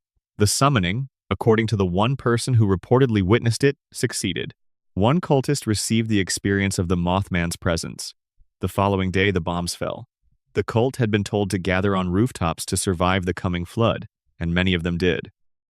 The flood was nuclear, and most of them died there, on the rooftops, having followed a warning they received in exactly the wrong way. What the game never quite resolves is whether any of this was real in its fictional universe. Did the cult actually summon something on October 22nd? Did the creature that appeared have foreknowledge of the bombs? Or did it appear coincidentally? Is the Wise Mothman's EXP boost when it blesses the player a mechanical abstraction, or does it represent something genuine about the creature's connection to a kind of knowledge that is not available through ordinary observation? Fallout 76 plays these questions straight, never mocking the cult's belief system and never confirming it, leaving the Mothman in exactly the ambiguous position that the real Mothman legend occupies. Real enough to be taken seriously, strange enough to resist ordinary explanation. The Flatwoods monster is a different kind of strange. The original sighting occurred in Flatwoods, West Virginia, in September 1952. A group that included two brothers, a National Guardsman, and several other witnesses investigated a bright light that had fallen on a nearby hillside. They reported finding a creature near a tree, tall, with a red face and large, bright eyes, dressed in what appeared to be a dark, pleated skirt. Hovering slightly above the ground and emitting a hissing sound, the creature did not attack. It moved toward the group. The group ran. All of them subsequently reported symptoms consistent with exposure to a chemical irritant. The Flatwoods monster in Fallout 76 is among the most visually arresting creatures in the game. It floats, it glows purple, it wears what looks like a dome over a large brain-like head with eyes that pulse. It can control other creatures. When it is nearby, enemies in its vicinity will glow with the same purple energy and turn more aggressive, as if the monster is extending its will through the environment. If you flee from it in combat, it simply disappears in a flash of light. The lore for the Flatwoods monster suggests extraterrestrial origin, though it remains ambiguous whether it is genuinely alien or a pre-war experiment that escaped containment and continued to mutate in the years after the Great War. Both explanations are consistent with what the game shows you. The creature's ability to affect the minds of other beings, to extend some kind of control or influence beyond its own body, fits either a Zetan biological mechanism or a scientific experiment that achieved capabilities its creators did not fully understand or anticipate. The Grafton monster is the most grounded of Fallout 76's cryptids in terms of its lore explanation. It is a product of the Vault-Tec research facility in Appalachia, specifically of an FEV experiment that created a stable mutation from a snallygaster genome, a creature from Appalachian folklore itself. The mutated result destroyed its containment unit and escaped. The date of its release, listed in Vault-Tec's records, is the 23rd of October 2077. The Grafton monster went free the same day the bombs fell and has been living in Appalachia ever since, growing larger and more aggressive with each passing decade, a headless, hulking mass that wanders the ruins of a state that barely had time to process the end of the world before it had to deal with this as well. The snallygaster is another piece of Appalachian folklore that Fallout 76 incorporates, less famous than Mothman but specific to the region. The game's snallygasters, acid-spitting creatures with too many limbs, are explicitly products of the same FEV research that created the Grafton monster, which gives the cryptid lore a connective tissue. The real folklore comes from a place that, in the Fallout universe, had genuine classified biological experiments happening in its mountains, and some of those experiments produced things that were never fully contained, and maybe some of the original folklore was drawn from the same source as the in-universe experiments. The Wendigo is drawn from Algonquian folklore, representing a different kind of darkness. The original legend describes a giant, emaciated spirit creature connected to cannibalism and insatiable hunger, something that human beings can become through specific transgressive acts. In Fallout 76, Wendigos are ghoul-like creatures that let out bone-chilling screams and haunt the forests of Appalachia. Their origin in the game is never quite pinned down, which is appropriate. The original Wendigo legend does not have a tidy origin either. It is something that emerges when the ordinary rules of human behavior are violated past a certain threshold. The cult of the Mothman's practice of sacrificing Ogwa, a turtle-like cryptid, adds another layer.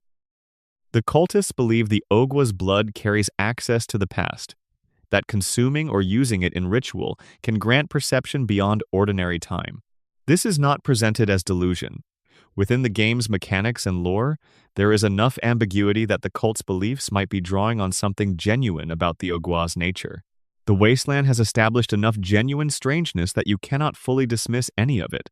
What Fallout 76 does with West Virginia's folklore is not parody or appropriation. The developers, including Quest designer Stephanie Zachariadis, have spoken openly about the genuine affection behind the design choices, the care taken to incorporate the real legends with something like respect for their ambiguity. The Mothman is fascinating precisely because it might be real, might be warning, might be something in between. Putting it in a video game set in its actual home territory and refusing to fully explain it is the most honest thing you can do with it. The cryptids of Appalachia wander the wasteland in the same state they have always occupied, seen occasionally, explained never, a reminder that the world contains more things than the categories we have built to contain them. Section 11. Point Lookout, Far Harbor, and the Mysteries of Isolation. Islands are strange places in horror. They have been strange places in horror since before the genre had a name. Something about the isolation, the water that cuts you off from the mainland, the sense of a world that operates by slightly different rules and has been doing so long enough that the different rules feel normal, all of this creates a specific atmosphere that Fallout has returned to twice, in the Fallout 3 DLC Point Lookout and the Fallout 4 DLC Far Harbor. Both locations are fog-bound. Both are reached by boat. Both contain populations that have developed in isolation, cut off from the mainland's particular shapes of post-war civilization, and have become something that shares surface features with the culture around them, but is not quite the same thing. Both are, in ways that the game makes explicit, haunted. Point Lookout, the peninsula on Maryland's Chesapeake Bay, was considered one of the most haunted locations in the United States even before the bombs fell. Its history as a Civil War prison camp, where thousands of Confederate prisoners died from disease and exposure, and what the more charitable historical accounts describe as inadequate resources, and the less charitable accounts describe as deliberate cruelty, left a weight on the land that persisted through Reconstruction and industrialization, and eventually into the nuclear age. The Fallout version retains this. The swamp knows what happened there. It does not forget. The swamp folk are the peninsula's current population, descendants of the people who were living in the area when the bombs fell and who have been isolated by the subsequent geography of disaster for 200 years. They are recognizably human in the way that ghouls are not mutated by radiation in any visible way, but changed by something. Their faces are wrong. Their movements are wrong. Their speech is degraded to something that sounds like English, the way a photocopy of a document sounds like the original. The community has been inbreeding long enough and in small enough a population that the effects are visible. But the suggestion that the swamp folk are simply the product of isolation and inbreeding is complicated by the pre-war records found on the peninsula. A terminal in a tent near the beach includes notes from a pre-war social worker trying to educate the locals about the new plague, the biological catastrophe that preceded the Great War. The worker describes going into the swamp to help a local woman, being attacked, and waking up badly hurt. The description of the attacker is consistent with the swamp folk. This was before the bombs. Before the radiation and the isolation, something was already wrong in the swamp before the war made everything else wrong. The Krivbekni is the most extraordinary object Point Lookout gives you. It is a book. It is not a book you can read, in the sense that the game does not give you access to its contents. You encounter it as an object of significant importance to two separate people who want it for different reasons. Obadiah Blackhall, a ghoul who has been on the peninsula for centuries and claims the book as his family heirloom, and a nun named Marcella, who has come from outside and wants to destroy it. Their conflict is, essentially, the choice the game presents you with. Keep the book and deliver it to Blackhall. Destroy it as Marcella asks. What is in the book is never disclosed. What it does is suggested by what happens to the swamp folk who follow its rites. Their practices have become blind ritual, inherited compulsions whose original meaning has been lost but whose form is preserved. They perform ceremonies from the book without knowing what the ceremonies mean or were designed to achieve. They have been doing this for 200 years. Whatever the book was designed to accomplish, they are still attempting to accomplish it in the way that biological organisms sometimes continue performing behaviors that originally served a purpose long after the purpose has changed or disappeared. The Blackhall family name is the same as the Blackhall name connected to Dunwich Borers LLC. Constance Blackhall, the brother of Richard Dunwich, who co-ran the company, is connected to Point Lookout through property ownership. The occult interests of the Dunwich family have tendrils in Point Lookout. The Krivbekny is either a coincidence in naming and atmosphere or a deliberate connection between the two locations' cosmic horror elements. The game never makes the connection explicit. It just puts the pieces in proximity and lets you arrange them.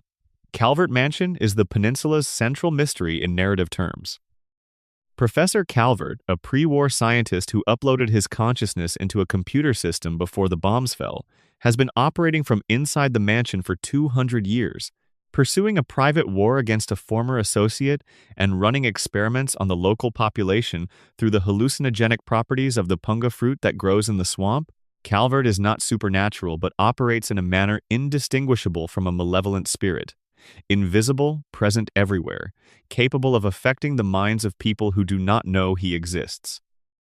Desmond Lockhart, the century-old ghoul who is the peninsula's other dominant personality, has been in conflict with Calvert for longer than most civilizations have existed. Their war predates the Great War. They were in conflict before the bombs fell, and have continued it through 2 centuries of the aftermath, too stubborn or too committed to die and resolve the issue. The lone wanderer arrives in the middle of this ancient conflict as an outsider, follows the threads available to them, and makes a choice whose consequences ripple through the peninsula's remaining population. The ritual initiation that the tribal community requires to grant you membership is the most disquieting thing Point Lookout does. You eat a punga fruit. You go on a vision quest, a hallucinogenic journey through twisted versions of memory and meaning that is one of the most psychedelic sequences in Fallout's history. You wake up, and the ferry operator, Tobar the boatman, has removed a portion of your brain while you were unconscious. The brain is in a jar. You can confront him and take it back. You can carry it with you afterward. The portion of your brain in the jar serves no mechanical function. It simply exists as a physical record of what happened to you. Far Harbor, 3 decades later and hundreds of miles north, is doing something similar and different.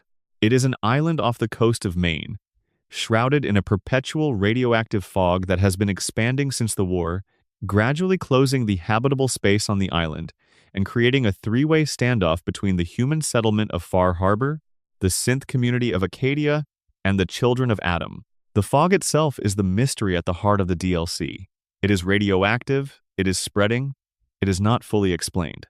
The most compelling figure Far Harbor gives you is Dima, an artificial intelligence in charge of the Acadia community, who has been on the island for over a century, and whose memories extend back before the Great War in ways that have certain gaps and inconsistencies.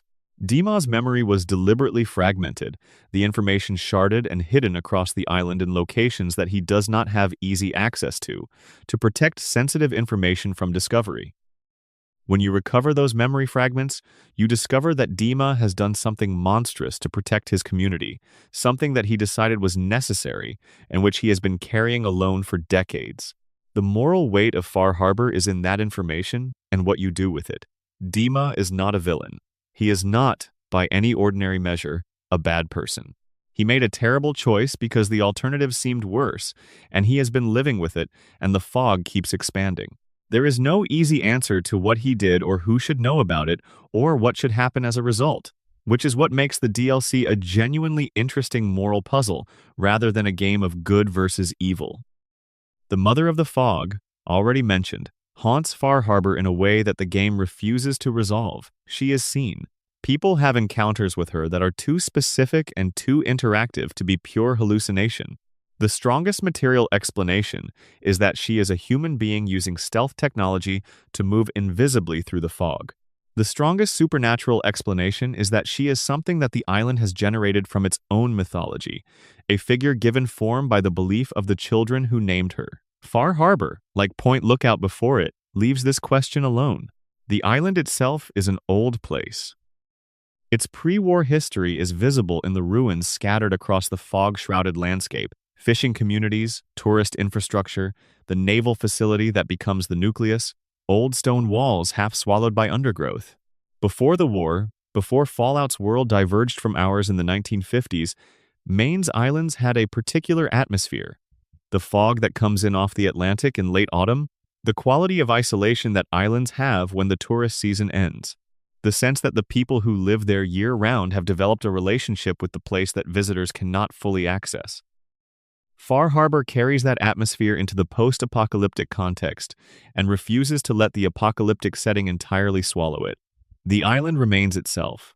The fog is radioactive now, and the fishing boats are rotting, and the summer visitors stopped coming 200 years ago, but the fundamental quality of the place, the sense that it operates by its own rules and always has, is still there. The sole survivor arrives as an outsider and can choose to intervene in the conflicts or leave them alone, but the island will still be there when they go.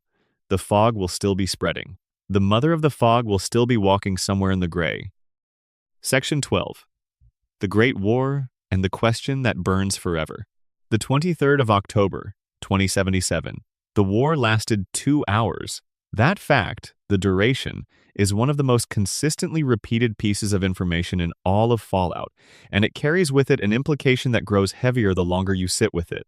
2 hours. The entire history of the world, the civilization that built cities and universities, and the Vault-Tec Corporation, and the Robco Pip-Boy, and the Chrysler Motors Corvega, and the Galaxy News Radio, and the families standing in their driveways watching the sky, came down to 2 hours of exchange, and then it was over, and the remaining 209 years is the world trying to figure out what to do with what is left. Who started it is, in the strictest sense, not known. President Dick Richardson of the Enclave tells the Chosen One in Fallout 2 that China struck first. He says this as a statement of fact, not a claim or an interpretation. But Richardson is an Enclave president, and the Enclave's self-serving relationship to history is well documented throughout the series. He is also a man who does not have access to all the relevant information, as the developer commentary on Fallout 2 makes explicit. Richardson believes what the Enclave told him, which is not necessarily the same as what actually happened. Tim Kaine, the co-creator of the original Fallout, has said in interviews that his original intention was for China to have struck first, in response to American bioweapons research that had been threatening their population, a preemptive strike driven by fear rather than aggression. The distinction matters less than it might seem on the surface, because the result in either case is the same 2 hours and the same aftermath, but it matters for understanding who bears responsibility for what. Fallout 4 includes among its discoverable documents switchboard terminal entries from the Enclave's intelligence infrastructure, which describe monitoring Chinese naval movements in the months before the war. Chinese submarines were positioned off the American coast. This is documented. Whether those submarines fired first or whether the American response to their positioning constituted the first act is something the documents do not clarify. Military posture in the period immediately before a nuclear exchange creates ambiguities that are impossible to resolve from inside the event. At what point does deployment become threat? At what point does threat become action? At what point does response become initiation? Captain Zhao, a Chinese submarine officer whose vessel has been sitting off the coast of Boston since 2077, has been there for 210 years, alive through a combination of radiation exposure and the specific metabolic effects of extended isolation in an irradiated submarine, surviving as a ghoul. Zhao was part of whatever the Chinese Navy was doing in American waters in October 2077. He has never fully elaborated on his orders or his ship's role in the events of that morning. He wants to go home. His home no longer exists in any meaningful sense, but he wants to go there anyway. The Fallout television series, which debuted in 2024 and is considered canonical, introduced new complexity to the Great War's origins. In the show's pre-war flashback sequences, a gathering of corporate executives, including high-level Vault-Tec personnel, discusses the war as an opportunity rather than a threat. One character, Barb Howard, argues explicitly that Vault-Tec should initiate a nuclear exchange rather than wait for one, because being the ones who start it means controlling what comes after it. A true monopoly, she calls it. No one left to fight. The showrunners have been careful not to confirm this as the definitive explanation. In a subsequent season, Robert House, the pre-war tech visionary who becomes the de facto ruler of New Vegas, tells a pre-war Cooper Howard that he believes the Great War will be started not by Vault-Tec as an organization, but by a single individual, a mysterious player at the table, who he cannot identify, despite his near-total surveillance of the pre-war world. Someone who made death claws. Someone operating at a level of concealment that even House, with his vast intelligence apparatus, cannot penetrate. The Enclave is the obvious candidate. The Enclave was the shadow government operating within the legitimate government of the United States, composed of the most powerful corporate and political figures in the country, with the resources and the motivation and the specific ideology that would make initiating a nuclear exchange conceivable. The Enclave's ideology, as presented across the series, is built on the belief that the pre-war ruling class is the legitimate inheritor of the post-war world, that everyone outside this class is, in the post-war context, essentially contaminated, and that the world that needs to be built after the Great War is the world they were supposed to have had all along. This ideology could only be acted on if there was a Great War. The Enclave could not simply declare itself the ruling class of America and start over. The democratic and legal structures of the pre-war world, however corrupted and captured, still provided resistance. A nuclear war that destroyed those structures and the population that maintained them would, from the Enclave's perspective, solve that problem. The Vault-Tec angle is connected to this. Vault-Tec's corporate leadership was Enclave adjacent, if not Enclave identical. The vaults, designed to gather data for post-war planning, required a war to become relevant. The bomb in Megaton, which the Fallout community has noted carries a Vault-Tec logo, fell on American soil.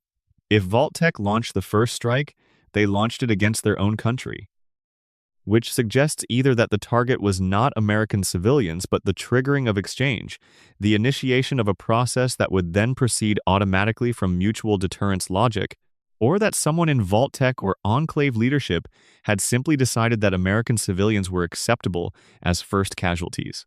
The horror of this, if it is true, is specific and particular.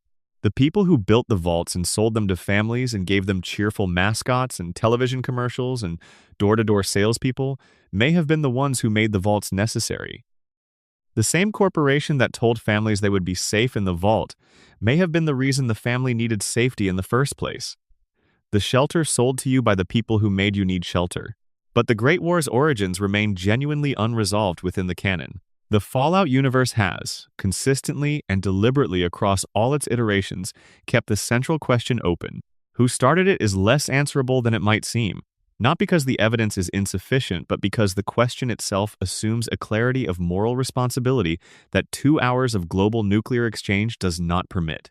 Everyone who contributed to the conditions that made the exchange possible, everyone who positioned submarines and developed bioweapons and built vaults and ran experiments on unwitting populations and wrote the corporate memos and made the arguments and drew the plans, they all started it. The bombs fell because of 100 years of choices made by people who were certain they were making the right ones. The wasteland is what those choices look like 200 years later. Robert House predicted the Great War's date to within 20 hours. He spent the decades before it running his calculations, building his defenses, positioning himself to survive. He was right about when. He was not right about everything else. His Las Vegas survived the bombs more intact than almost anywhere else in the country, and 200 years later, New Vegas is one of the closest things to a functioning city in the wasteland. But the city exists in the shadow of the event that House saw coming and could not stop, surrounded by the same desert that has always surrounded it, full of people who are reconstructing civilization from whatever they could salvage. The mysterious stranger walks through that desert. The radiation in the glowing sea still does not diminish. The Mothman watches from Point Pleasant. The face beneath the water at Dunwich Borers stares upward. The radio towers broadcast their looping signals into the empty air, waiting for someone who never came and will never come. Somewhere underground, the sound of a vault door ceiling, still echoing. Still echoing. Still echoing.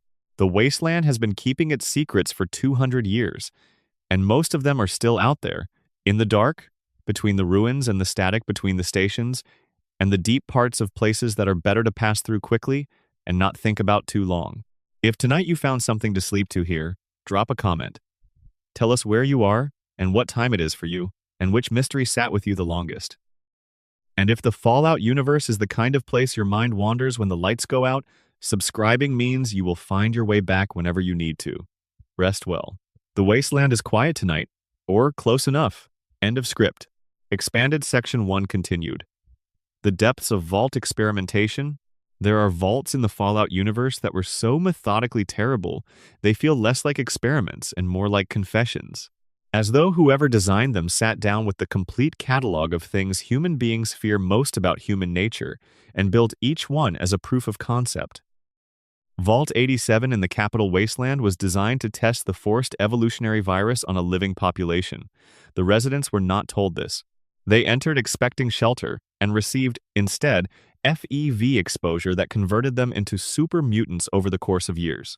The terminal entries from Vault 87 include security logs that describe the progression in the language of administrative crisis management, escalating incidents, containment protocols, the careful bureaucratic phrasing of people trying to maintain the fiction of normalcy while everything around them becomes irreversible. The overseer knew. The overseer was following instructions. This is the thing about the Vault overseers that makes them the most morally ambiguous characters in the franchise.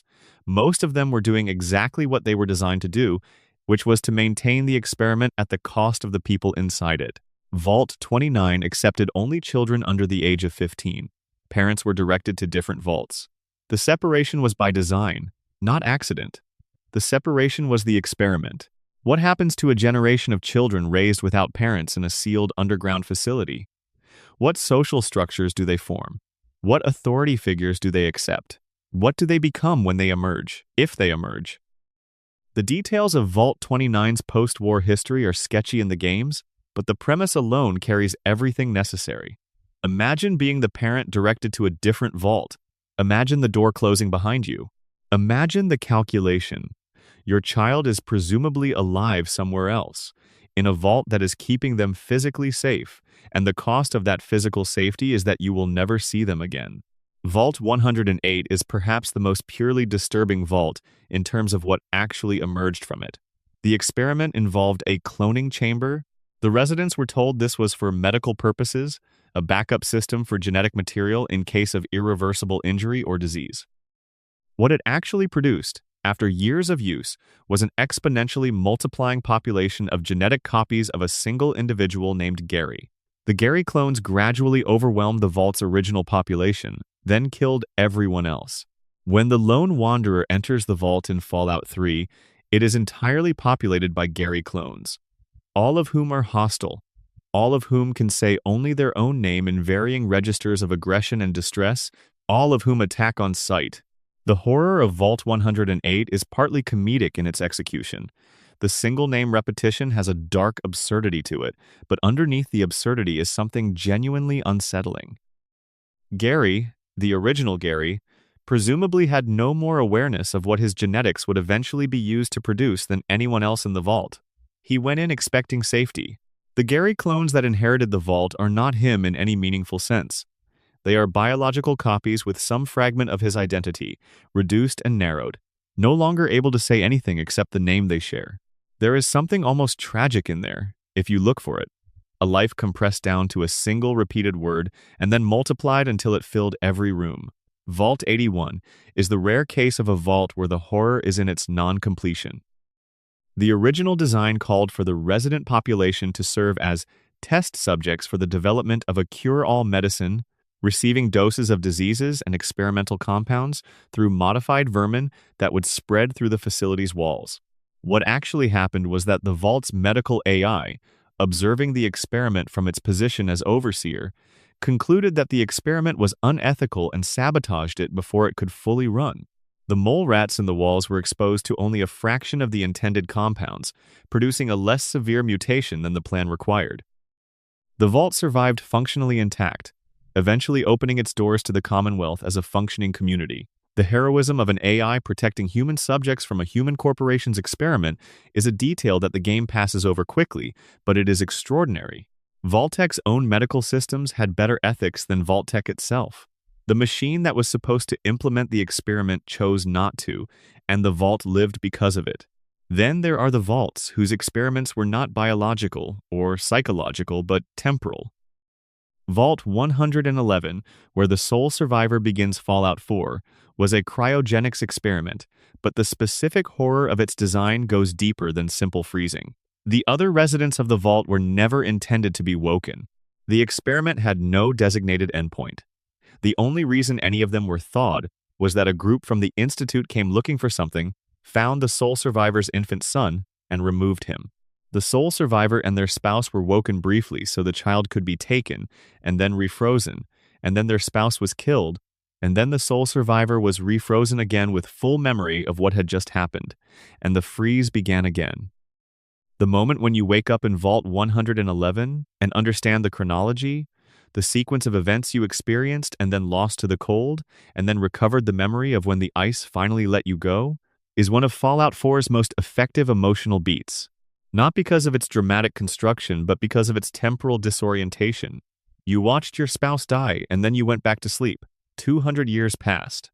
And now you are awake, and it happened moments ago, subjectively, and 200 years ago in every other sense. The Enclave's relationship to the Vaults was never as transparent as Vault-Tec's marketing materials. The official line was always that the Enclave was a shadow of the legitimate United States government, the continuation of constitutional authority in the absence of ordinary conditions. But the Vaults reveal something about this claim. The Enclave needed the Vaults to fail. A Vault that did exactly what it promised, sheltered a population, and released them after the radiation subsided, would produce people who had a claim on the surface world that did not pass through the Enclave's hierarchy. The experiments were designed to generate data, yes, but they were also designed to produce populations that were compromised, traumatized, reduced in number, dependent, disorganized, more likely to accept whatever authority structure emerged than to challenge it. The control vaults, the 17 that actually functioned as advertised, are in many ways the most damning piece of evidence against the Enclave's framing. They existed as baseline data points, which means the people in them were allowed to survive normally specifically because their normal survival would make the contrast with the experimental vaults meaningful. They were saved, instrumentally, in service of the project that was destroying everyone else. Vault City, the result of Vault 8's successful reopening on schedule, is what happened when a vault actually worked. The population of Vault 8 emerged after 10 years, as promised, with their Vault-Tec provided construction facilities and GEC seed material, and built a city. By the time of Fallout 2, Vault City is one of the most technologically advanced communities in the post-war West, self-sufficient, enclosed, with medical technology that vastly exceeds anything available in the surrounding wasteland. It is also one of the most exclusionary, xenophobic, and morally troubling communities in the series. The citizens of Vault City do not accept outsiders easily. Their healthcare is not shared with non-citizens. Their legal system treats non-citizens as something less than full persons. The psychological residue of Vault culture, of a society that survived by sealing itself off from everything outside, did not simply dissolve when the door opened. The exclusionism of the Vault became the political philosophy of the city. This is the most quietly disturbing thing about the Vault system, even in its successes. Even when everything worked exactly as designed, the people who emerged carried the Vault with them in ways they could not see. The experiment was over, the data was collected, and the community that resulted still, 2 generations later, thought of the wall as the correct boundary between safety and threat. What the Vaults actually proved, in the aggregate, is not anything useful about human behavior under extreme conditions. What they proved is that if you put enough pressure on a community for long enough, you can make almost anything normal. Sacrifice, genetic modification without consent, claustrophobia as civic virtue. One Gary repeated until the walls echo with only his name. The Vault Boy smiles through all of it. That round face, those bright eyes, the cheerful thumb extended toward you from every piece of corporate material Vault-Tec ever produced. He does not have a story. He is a mascot. He exists to make you feel good about what you are choosing, which is the same function that all mascots serve. The vaults are still out there in the earth. Some of them are open. Some are sealed with no one alive to open them. Some are running their programs with whatever populations remain, following instructions from a corporation that dissolved before its current overseers were born. A few somewhere are functioning as their residents believe them to function, as shelter, as safety, as the thing the salesman promised would keep them alive. Expanded Section 4. Continued. The anatomy of Vault 11's cruelty. The specific mechanics of how Vault 11's political system degraded over time are worth exploring in more detail, because the degradation follows a pattern that is recognizable from real political history and has implications that extend beyond the Vault. The voting block system that the coalition of Vault 11 established was, in its original conception, an attempt to create fairness. 6 blocks, each representing a different constituency within the vault, would form coalitions and negotiate to determine the annual sacrifice. The design assumed that no single block would be powerful enough to consistently direct votes against the same targets, creating a distributed system of mutual vulnerability that would, in theory, prevent any single group from bearing a disproportionate share of the sacrifice. The system lasted perhaps a decade before the Justice Block, through a combination of resource control and coercion, became dominant enough to effectively direct the outcome. Once one block controlled enough of the vault's basic necessities, water and power and food supply, the coalition system became theater. The vote still happened. The campaign still ran. But the outcome was increasingly determined before the first ballot was cast, by the pressure the dominant bloc could apply to those who depended on its goodwill for their daily survival. The Catherine Stone incident that precipitated the breakdown of the last functioning coalition is documented in enough detail to feel specific and real. Gottlieb's approach to Catherine, his offer, her choice, her subsequent discovery that the offer had been made in bad faith. This is not an abstract lesson in political theory. It is a story about specific people in a terrible situation making choices that feel individually understandable and producing collectively a horror. Catherine Stone was not a villain for agreeing to what Gottlieb asked. She was a person trying to save someone she loved from a system that had stripped her of better options. Her subsequent career, building power to punish Gottlieb, is not nobility, but it is comprehensible as the kind of justice that people pursue when the institutions of justice have been captured. By the time the vault reached its final years, the elections had become openly farcical. The terminal entries from the later period describe campaigns built entirely around mutual accusations, residents desperately broadcasting the crimes and failures of others in the hope of making someone else the worse option. The posters that remain on the vault's walls when the courier arrives are the artifacts of this, not promotions but prosecutions. Vote against this person. That person is unworthy of your trust. Do not choose this one. In a political system where winning means dying, the normal dynamics of reputation and trust invert.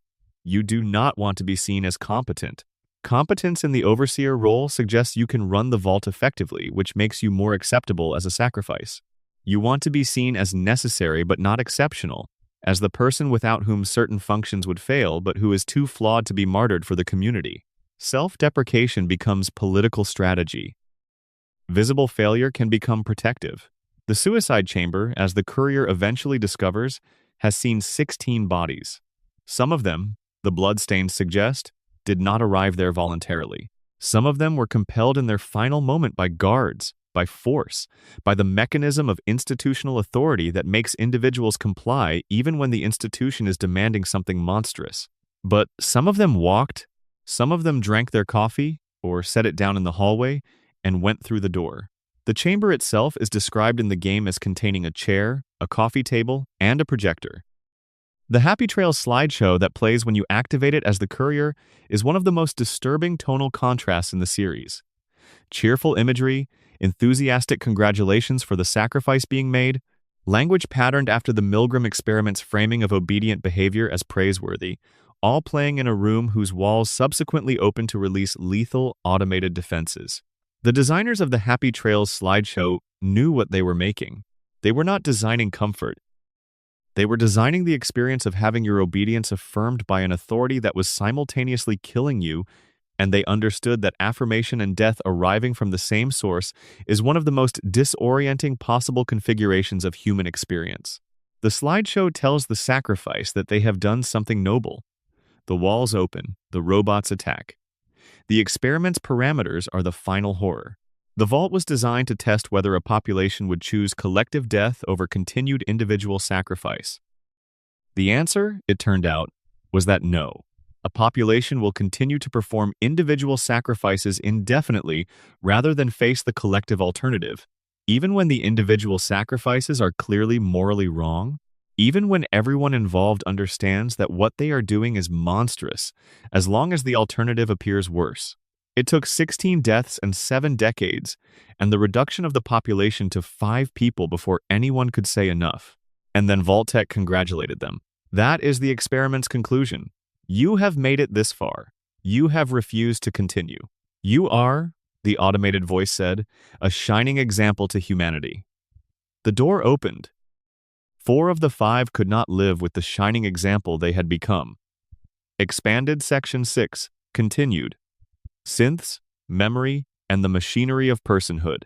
There is a philosophical question sitting at the center of the Institute's project that the game raises without resolving, and which is worth dwelling on because it makes the horror of the synths something other than simple technological dread. What is a person at a fundamental level? The Buddhist answer, the philosophical answer, the answer that most traditions of thought have converged on in various ways, is something like the continuation of a particular pattern of consciousness, a stream of experience that identifies itself as continuous. The memory of being someone yesterday is what makes you that person today. The anticipation of being someone tomorrow is what makes you care about the future in the first-person sense. Generation 3 synths have this. They have memories. They have the experience of having been somewhere, of having grown up, of having relationships and habits and fears and preferences that have developed over a lifetime. These memories are implanted, yes. They did not arise from actual experiences, but the memories are real in the sense that matters for consciousness. They are part of the stream of experience that the synth identifies as itself. The synth who believes they grew up in Diamond City and had a difficult relationship with their father is not lying. They genuinely experience those things.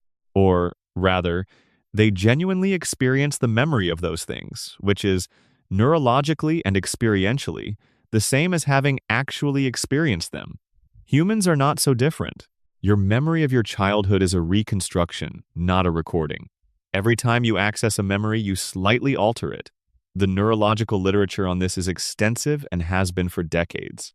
The self that memory constructs is not the same as the events that are being remembered. We are all walking around with implanted histories in the sense that the self who remembers is not the same as the self who experienced, and the connections between them are messier than we usually acknowledge. The Institute knows this and uses it. The implanted memories are designed specifically to create subjects who will not suspect they are artificial. A synth who genuinely believes they had a human childhood will respond to the world as if they had a human childhood, with the emotional patterns, the habitual responses, the specific fears and comforts of someone shaped by those experiences. The implanted past is not a deception in the sense of being noticed as false. It is a deception in the sense of being a construction, which is what all pasts are. Paladin Dance's situation crystallizes this. Here is a man who has spent his adult life in the Brotherhood of Steel, an organization whose core mission includes the identification and destruction of synths as existential threats to humanity. He has strong feelings about synths. He has articulated those feelings in dialogue hundreds of times. He is not performing his anti-synth ideology for any audience. It is genuinely how he understands the world and his place in it. And then you discover that he is a synth, that his memories of his pre-Brotherhood life are fabrications, that his entire identity as a human being is an institute construction. Nothing about him changes when you learn this. He is the same person. He has the same memories, the same values, the same commitment to his colleagues and his organization. The information about his origin does not alter who he is now. But for most factions in the game, and for Dance himself when he first processes the information, the discovery is supposed to make him into a different kind of thing. Not a person, but a machine. Not a soldier, but a weapon.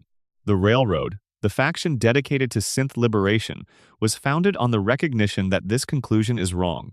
The Railroad treats synths as persons, provides them with new identities and new memories to help them begin lives free from the Institute, and smuggles them out of the Commonwealth. They recognize that the personhood of a synth is not located in its origin, but in its ongoing experience, and that origin cannot negate the selfhood of the present moment. But there is a darkness in the Railroad's method too. The new identities they provide require wiping the synth's existing memory. A synth who has been living as a human for years, who has friends and a job and a history and a place, gets that history erased to make room for a new cover identity. The synth is freed from the Institute's control at the cost of becoming, in a meaningful sense, a different person. The liberation requires a kind of death. The Institute child, the synthetic version of Sean, is the most heartbreaking application of these questions. He is a child, he has the subjective experience of being a child. He has the memories, presumably, of growing up in the Institute, of having experiences that shaped him into whoever he has become. He is also a tool, deployed to serve a function in a plan he does not fully understand, and his physical development has been stopped, frozen at a particular age by the Institute's technology. He will never grow up. He will be a child indefinitely. He will have the experience of being a child at 10 years old until the Institute's power is destroyed, or until he is destroyed, or until someone makes a different choice about what his life should be. Whether he understands any of this is not explored. Whether he knows he is synthetic is not disclosed. He is used in the game as an emotional bait and switch, the thing you came to find that turns out not to be the thing you were looking for, and then he is set aside. The questions his existence raises about identity and childhood, and what it means to be built rather than born, are raised, and then the game moves on to the action of the main plot. Dr. Zimmer, the Institute official who appears in Fallout 3 to retrieve a runaway android from the capital wasteland, is listed as missing by the time of Fallout 4, a decade later. His last known mission involves supervising the retrieval of high-profile units. What those units were and what happened to him on that mission is not revealed. If Zimmer was killed by synths in the process of capturing them, the irony is layered. A man whose career was devoted to denying the personhood of synthetic beings, potentially destroyed by them in the one moment when they exercise the closest thing to self-determination available to them. Or perhaps Zimmer is still out there. A decade is not so long in the wasteland. Perhaps he is somewhere in the Commonwealth, still pursuing his mission, still writing reports that nobody at the Institute is receiving anymore. Or perhaps he dropped a synth component when he died, and nobody bothered to check. Section 13. The vaults we haven't seen? Of the 122 vaults built by Vault-Tec, Fallout's various games have explored perhaps 30 or 40 in meaningful detail. The others are referenced in passing, implied by the franchise's geography, or simply absent from the available records. This gap is itself a kind of mystery. What happened in the vaults we do not know about? What experiments ran without documentation, without survivors, without any discoverable record? Some of the most disturbing vaults are the ones the games hint at without exploring. Vault 77, with its single human resident and its crates of puppets, has been mentioned. The full story exists only in a webcomic, but the concept itself has a specific texture that differs from the more systematic horrors of vaults like 11 or 106. One person, puppets. What does a human being become when there is no other human being? What story does isolation tell about the self? Vault 92, the musician's vault, is one the games mention but do not allow entry to in any meaningful exploratory sense. The white noise experiments, the musicians who woke up covered in blood. The growing entries in the holotapes that chart the progressive deterioration of people whose entire professional and personal lives were built around the creation of something beautiful, who were brought together under the premise of preserving that beauty, and who were being dismantled by something invisible in the air. The last holotapes from Vault 92 are among the most affecting pieces of writing in the series. There are vaults in the Mojave, in Appalachia, in the Pacific Northwest, that have been mentioned in canon documents and never visited. The game's geography is specific. These vaults are in these places, and the places are real geographical locations with real communities and real histories. And in Fallout's alternate timeline, those communities and histories would have been there when the vaults were chosen. A vault in rural West Virginia was chosen because of what rural West Virginia was in 2077. A vault in suburban Nevada was chosen because of what suburban Nevada contained. The selection of the populations was not random, though the experiments were designed to run regardless of who was inside them. The vaults in Canada, mentioned in historical records as having been under construction at the time of the Great War, are unknown territory. Canada was annexed by the United States in Fallout's history, prior to the war, in the context of the Resource Wars. The Canadian resistance to annexation was suppressed with military force. What vaults were being built there, for which populations, under what design parameters, is completely unaddressed by the games. Whether they sealed in time, whether they survived, what they would have found if they opened. The vanished vaults, the ones destroyed or never completed or simply lost to the geography of 2 centuries, are a different kind of absence. If you seal a vault and then the mountain above it collapses and the entrance is buried under 100 feet of rubble and no one ever reaches it, what happened to the people inside? Were they still running the experiment when the mountain came down? Were they still alive? Is there a vault somewhere, sealed and undiscovered, where the experiment is still running because no one told the automated systems that the world outside has been carrying on without them? The most disturbing version of this question involves a vault with a self-sustaining power supply and a robust life support system, and a population that never quite reached the point of collective death that is still down there, still voting or gambling or breathing psychoactive substances or performing rituals for a digital overseer that has been giving them instructions for 210 years. Still waiting for the all-clear that will never come because the corporation that would send it dissolved before most of the current residents' grandparents were born. Still believing, maybe, that someone on the surface is thinking about them. Expanded Section 11 continued. The fog crawlers and the deep water. Far Harbor's ecology is one of the most carefully developed in the Fallout series, built around the specific conditions of the island and the specific effects of the radioactive fog that has been expanding since the Great War. The fog is not simply elevated radiation. It has a particular composition that produces distinctive mutations in the creatures living within its range. The fog crawlers are perhaps the best example of this. They are enormous, visually disturbing creatures, vaguely resembling shrimp in their basic body plan, but scaled to something nightmarish and armed with claws and natural armor that reflects centuries of adaptation to the fog's specific conditions. The in-game lore suggests they evolved from shrimp, which says something about what 200 years of concentrated radiation and whatever else is in the fog can do to a small marine crustacean. The island's other unique fauna follows similar trajectories. The anglers, which are essentially angler fish that have grown large enough to come ashore and develop the ability to lure prey using bioluminescent appendages, the hermit crabs that have adopted abandoned trailer homes as their shells, the giant wolves that prowl the interior forests. Each of these species is doing what evolution always does, finding the available niche and filling it with whatever biological configuration the environment selects for.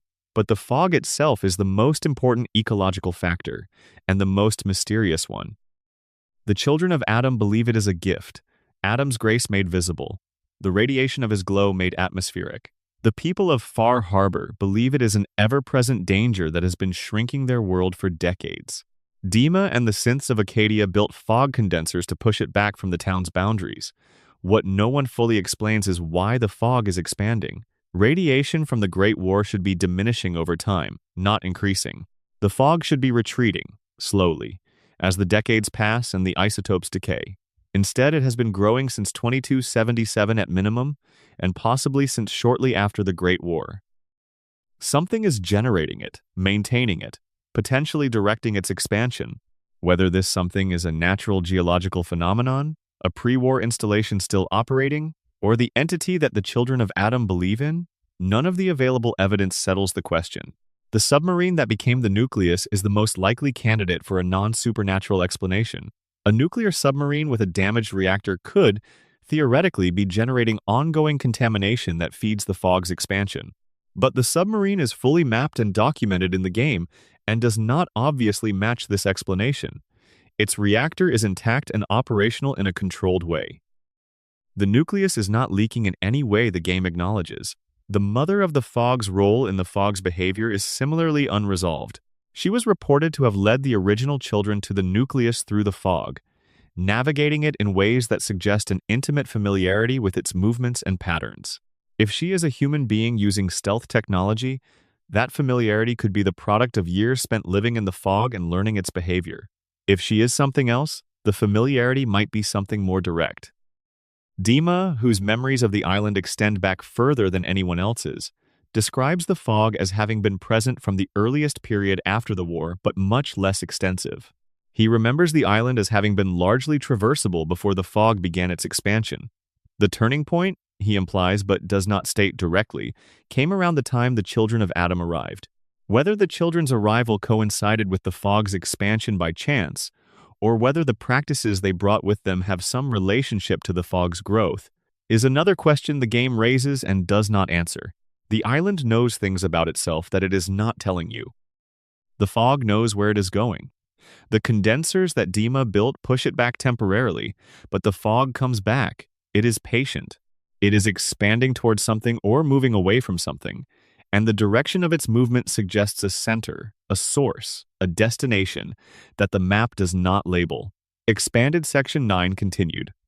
The shape of absence in the wasteland, the cut content of Fallout is itself a kind of archaeology. You can date layers of development by what remains and what was removed. The further you dig into the data files, the earlier the layer of design you are accessing, and the earlier the layer, the more the vision of the game differs from what shipped. In Fallout New Vegas, one of the most discussed cut elements involves the intended interaction between the game's 4 major factions in the endgame. The shipped game has 4 broad endings based on which faction controls New Vegas after the final battle at Hoover Dam. The original design apparently included more nuanced outcomes, specific scenarios based on the state of relationships between multiple factions, the completion of specific quest lines, and the choices the player had made throughout the game. The complexity of the system was reduced because the development timeline could not accommodate its full implementation, and the resulting game, while still among the most narratively complex in the series, has endings that feel less granular than the design suggested. The character of Ulysses, a figure whose presence is felt throughout the Mojave through holotapes and graffiti before you ever actually encounter him, was originally planned for a much more integrated narrative role in the main game before being moved entirely to the Lonesome Road DLC.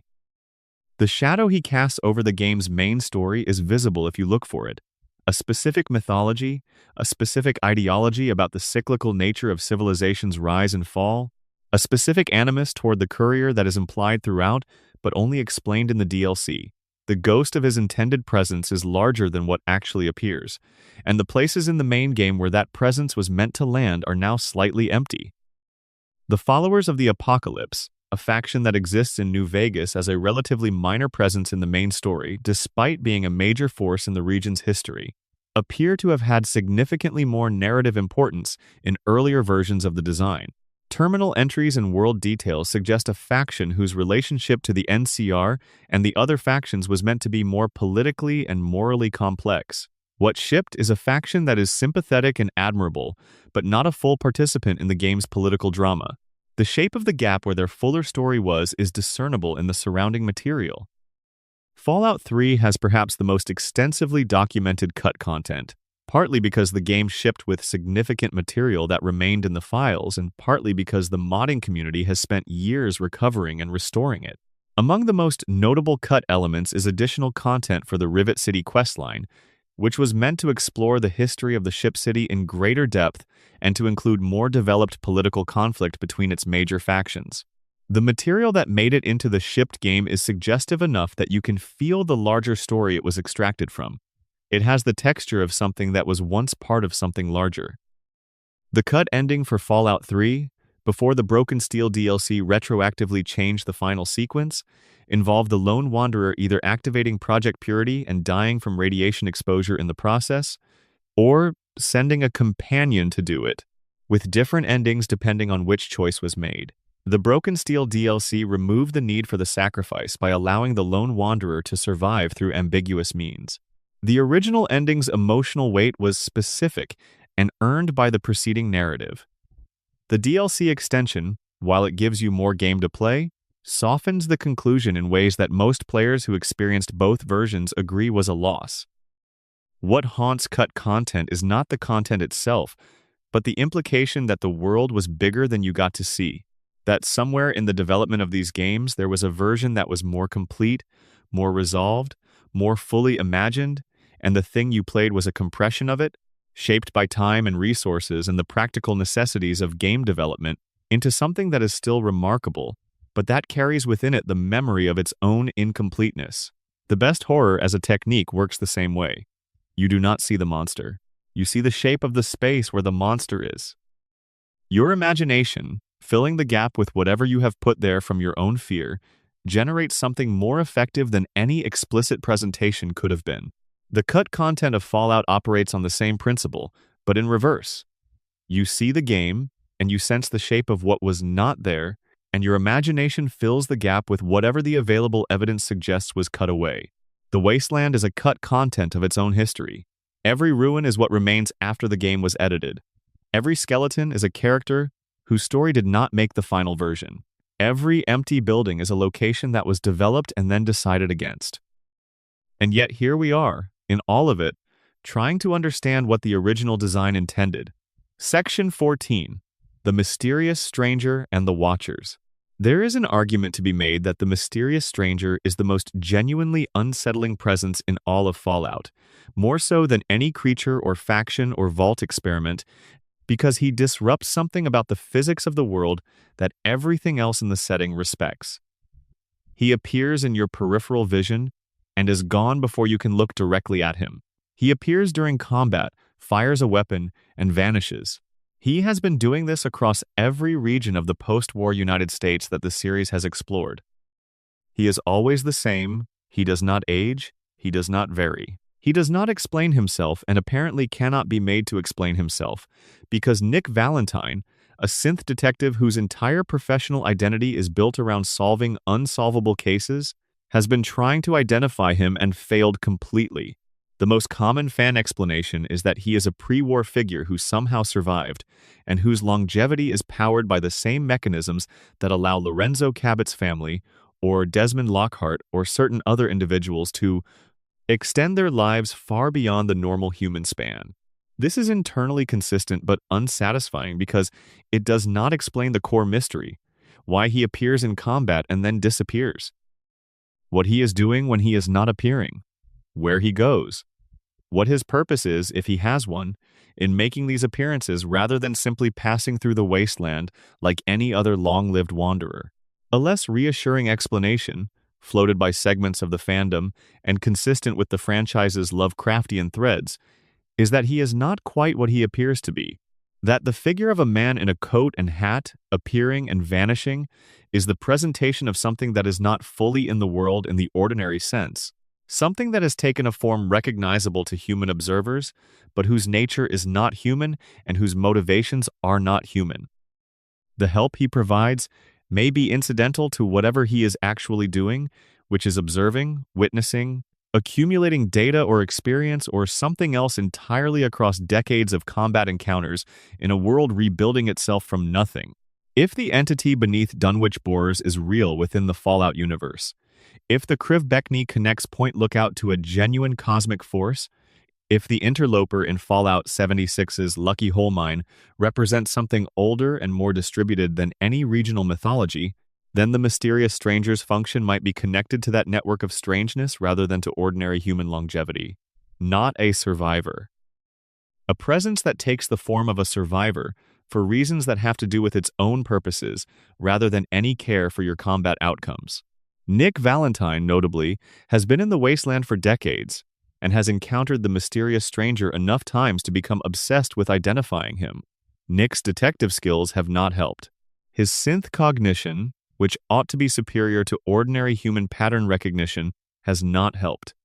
He remains baffled.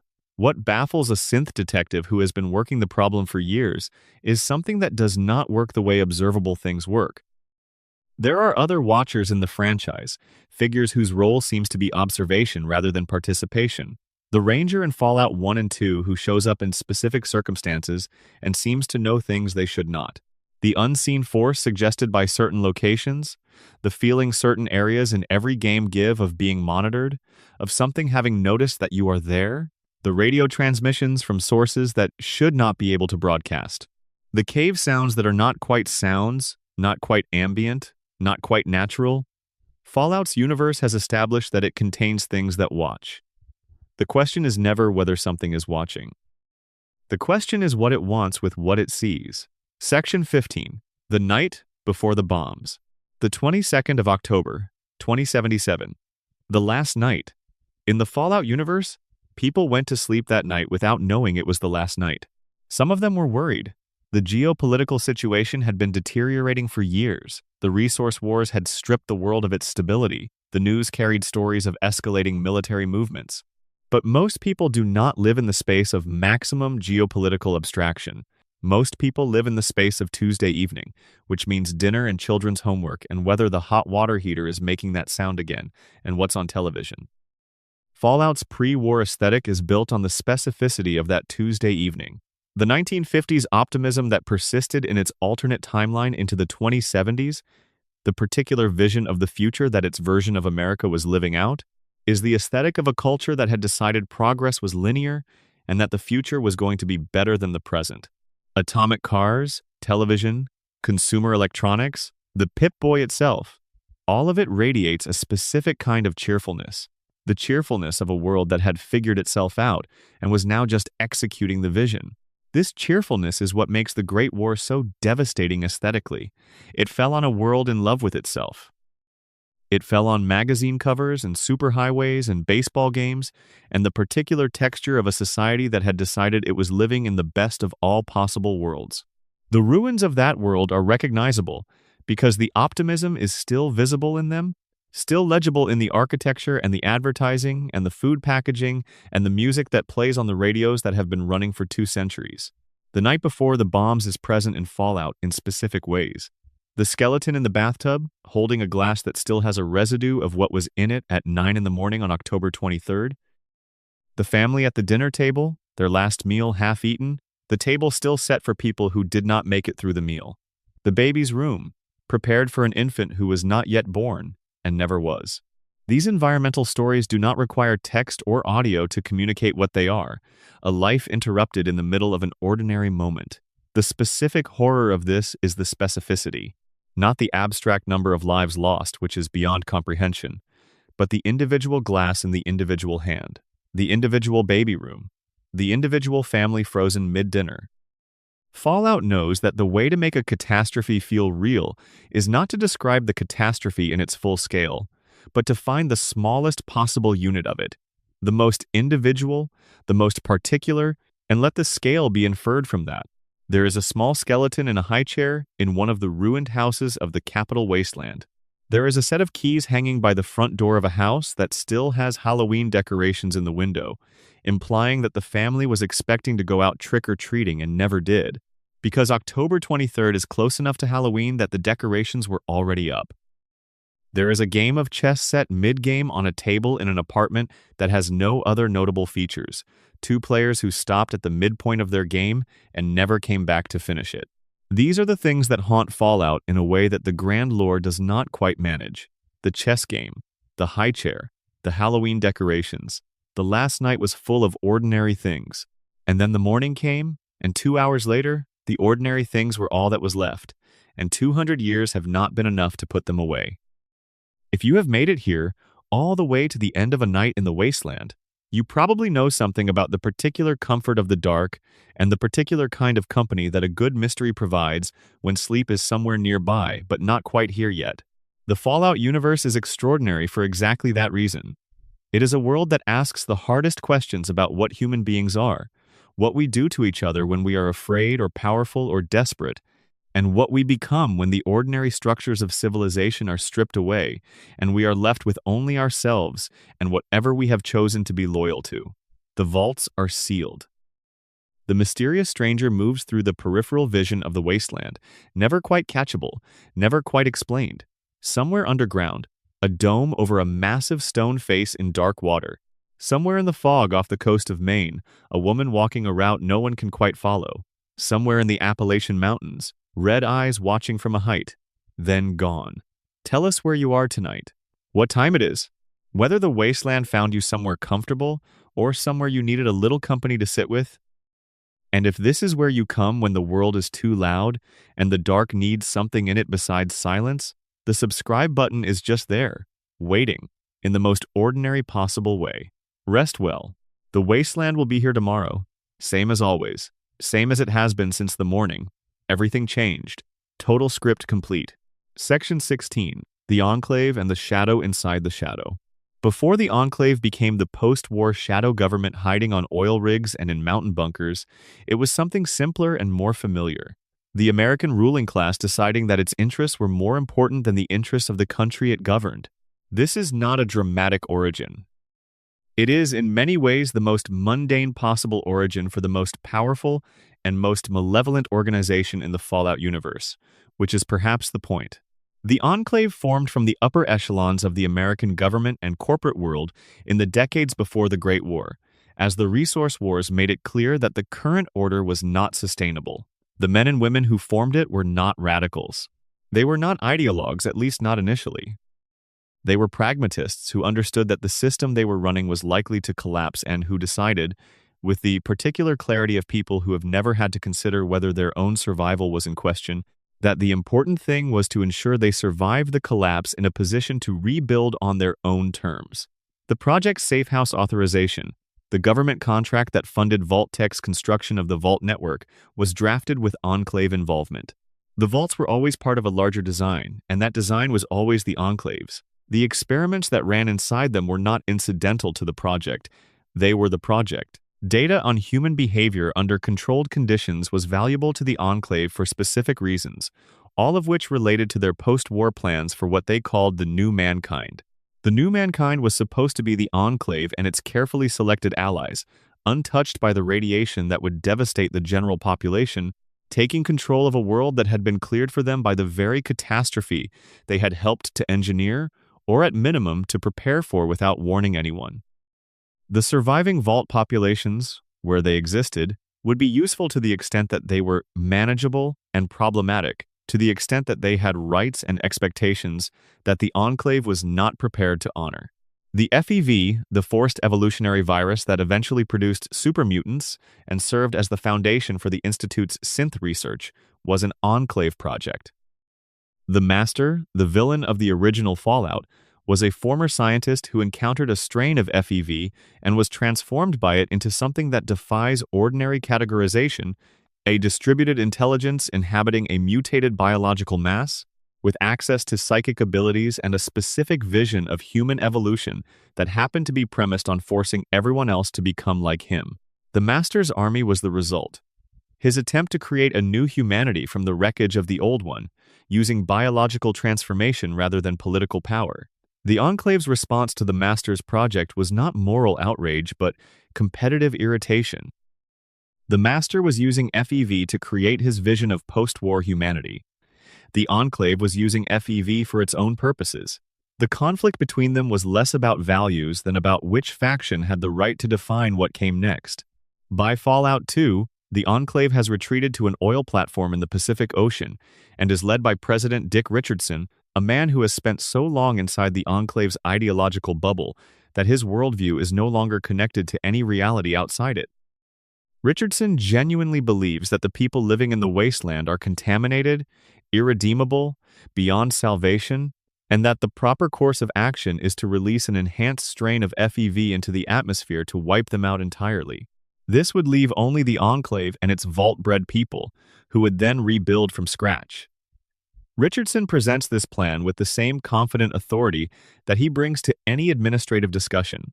It is not presented as extraordinary. It is, to Richardson, simply the logical next step. The entire mass of surviving human beings in North America is to be killed because they are inconvenient to the Enclave's plans. This is stated, in the game, with the matter-of-fact tone of a policy briefing. When the Chosen One pushes back, Richardson seems genuinely confused by the objection. The Enclave in Fallout 3 has been reduced and scattered but retains its infrastructure, its ideology, and its specific certainty that it represents something worth preserving over the people it has been exploiting and harming.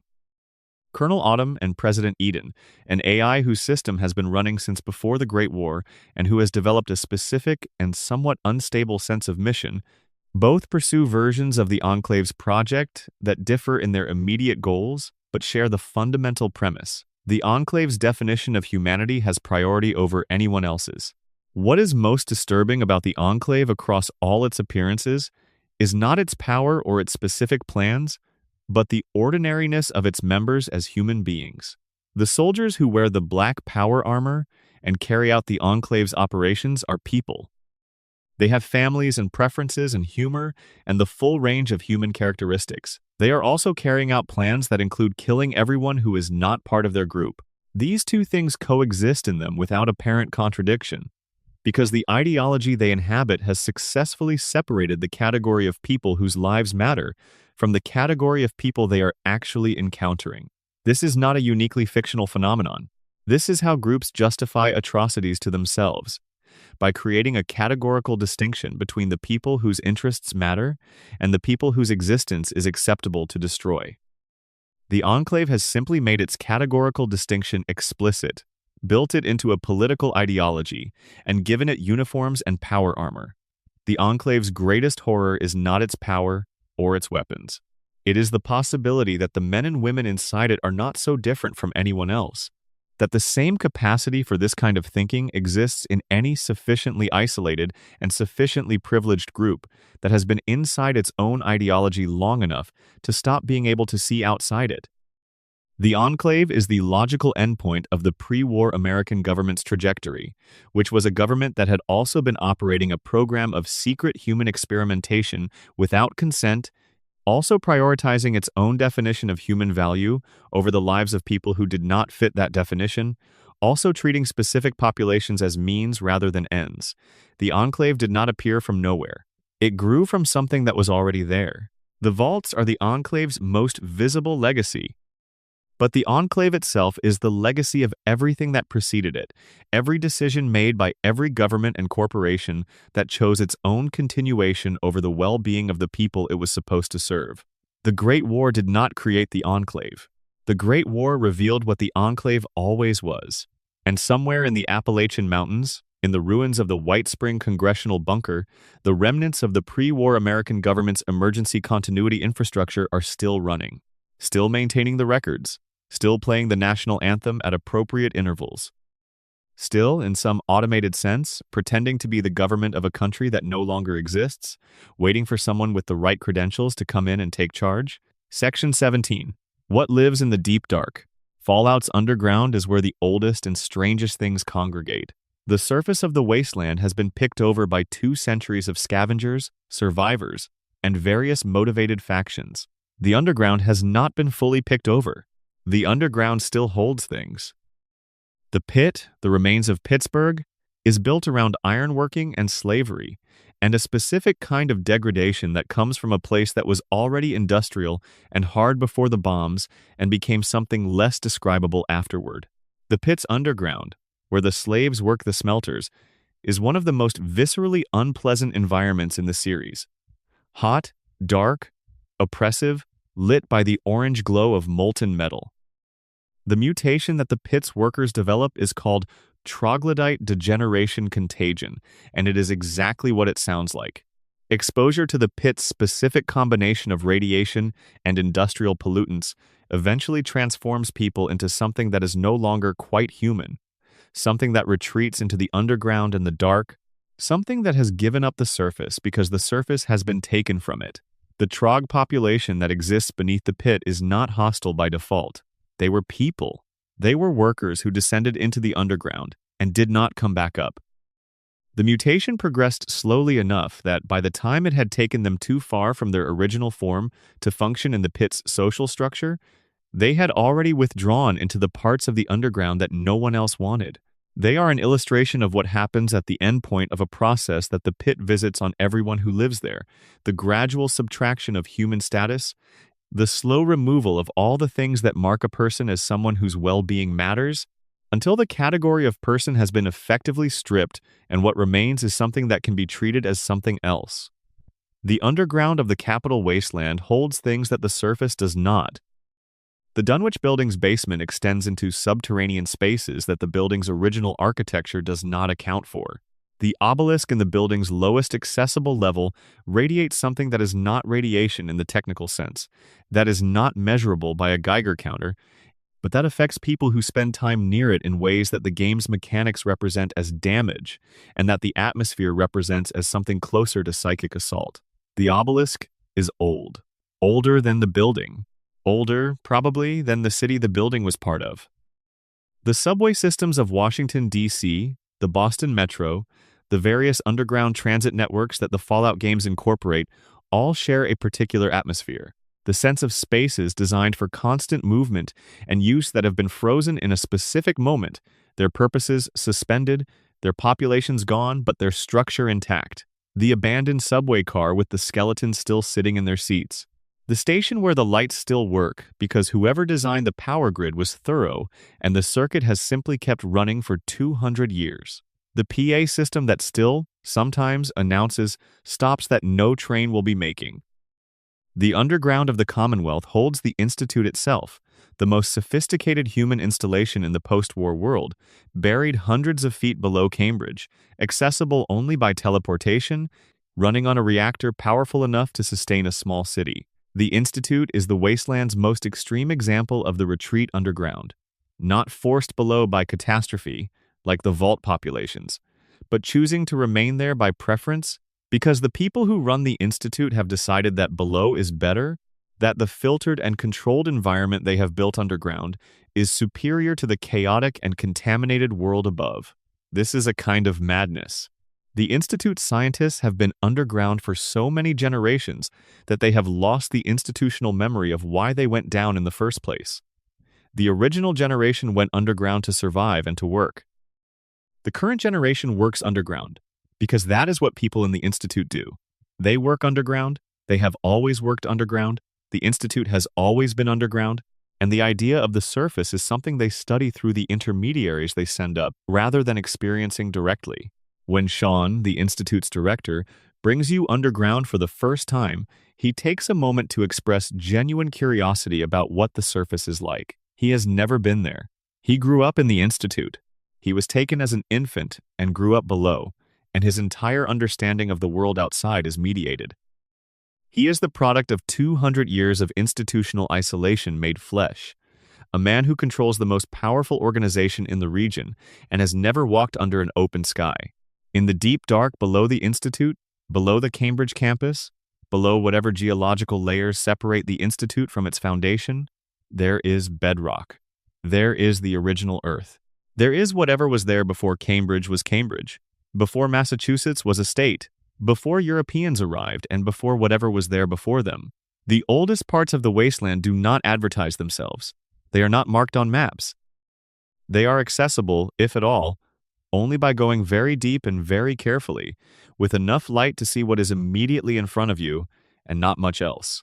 What lives in the deep dark of Fallout's underground is suggested more than shown, by the flashbacks at Dunwich, by the face in the water, by the sounds in the caves and the things those sounds hide in their spectrograms, by the particular atmosphere of spaces that have been undisturbed for long enough that the ordinary rules of visibility and accessibility have stopped applying.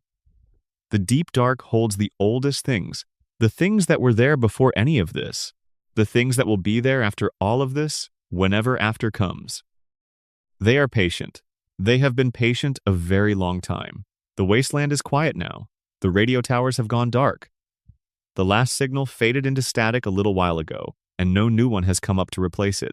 Out in the glowing sea, the ground still holds its warmth from something that landed there 200 years ago and has not finished expressing what it started. Up in the Appalachian Mountains, something with red eyes sat on a rooftop and then was somewhere else, between one blink and the next. Whatever is beneath Dunwich borders is having a dream. Whether it dreams in human terms or in something older and wider is a question that the wastes cannot answer and maybe cannot ask. Somewhere in a vault that has not been found, an automated system runs its experiment on people who went underground hoping to survive and found instead that they were studying materials. A coffee mug sits on a concrete floor outside a door. A chess game sits at the halfway point of a game that will never be finished. The mysterious stranger walks through the peripheral vision of this quiet night and is gone before you can look directly at him, which is how it always goes, which is how it always will go, in the wasteland and in the dark outside the wasteland, and in the long quiet after the radio has stopped. You made it to the end of the night. That is enough. That is everything. If you found something here that helped you rest, leave a comment and tell us where you are, what time it is, and which mystery stayed with you longest. And if the wasteland is a place your mind goes when the world gets too loud, the subscribe button is just right there, quiet and unremarkable, waiting for whenever you're ready. The wasteland will be here tomorrow. So will we. Sleep well. End of script. Cue plays. Section 18. The Lonesome Road and the Man Who Waited. There is a stretch of road in the Mojave that used to connect to everywhere, and now connects to nothing. The divide, as it is called in Fallout New Vegas's Lonesome Road DLC, is the wreckage of a supply route that the courier once walked before the game begins. Something happened in the Divide. The courier does not remember it clearly. The Divide remembers. Ed E., the iBot that carries fragments of the relevant history in its memory banks, and Ulysses, the man who has been waiting in the Divide since before you arrive, together form the architecture of one of the most existentially heavy stories in the franchise. Ulysses is a man who has watched civilizations rise and fall, who carries the history of multiple dead nations in his personal mythology, and who has spent a considerable portion of his life constructing a specific philosophical stance toward what the courier represents. What the courier represents to Ulysses is a question that takes the entire DLC to answer, and the answer when it comes is about symbols and what symbols do to communities. Ulysses was from the Divide. He watched the Divide destroyed. He holds the courier responsible, not because the courier intended the destruction, but because the courier carried something that caused it, unknowingly, without understanding what they were carrying. And Ulysses, who has built his understanding of the world around the importance of choice and intention and agency, has had to sit with the fact that one of the most consequential things that ever happened to his home was done by someone who was just doing a job. The moral weight of unintended consequences. The question of whether intent determines culpability. These are old questions in ethics, and Lonesome Road poses them in the specific context of a post-apocalyptic landscape where unintended consequences have a particular gravity because the ordinary mechanisms for restitution and accountability have been stripped away by the war. There is no court. There is no system. There is only Ulysses, waiting in the ruins of the Divide, with a long time to think about what he has decided. The Divide itself is one of the most atmospherically distinctive locations in the series.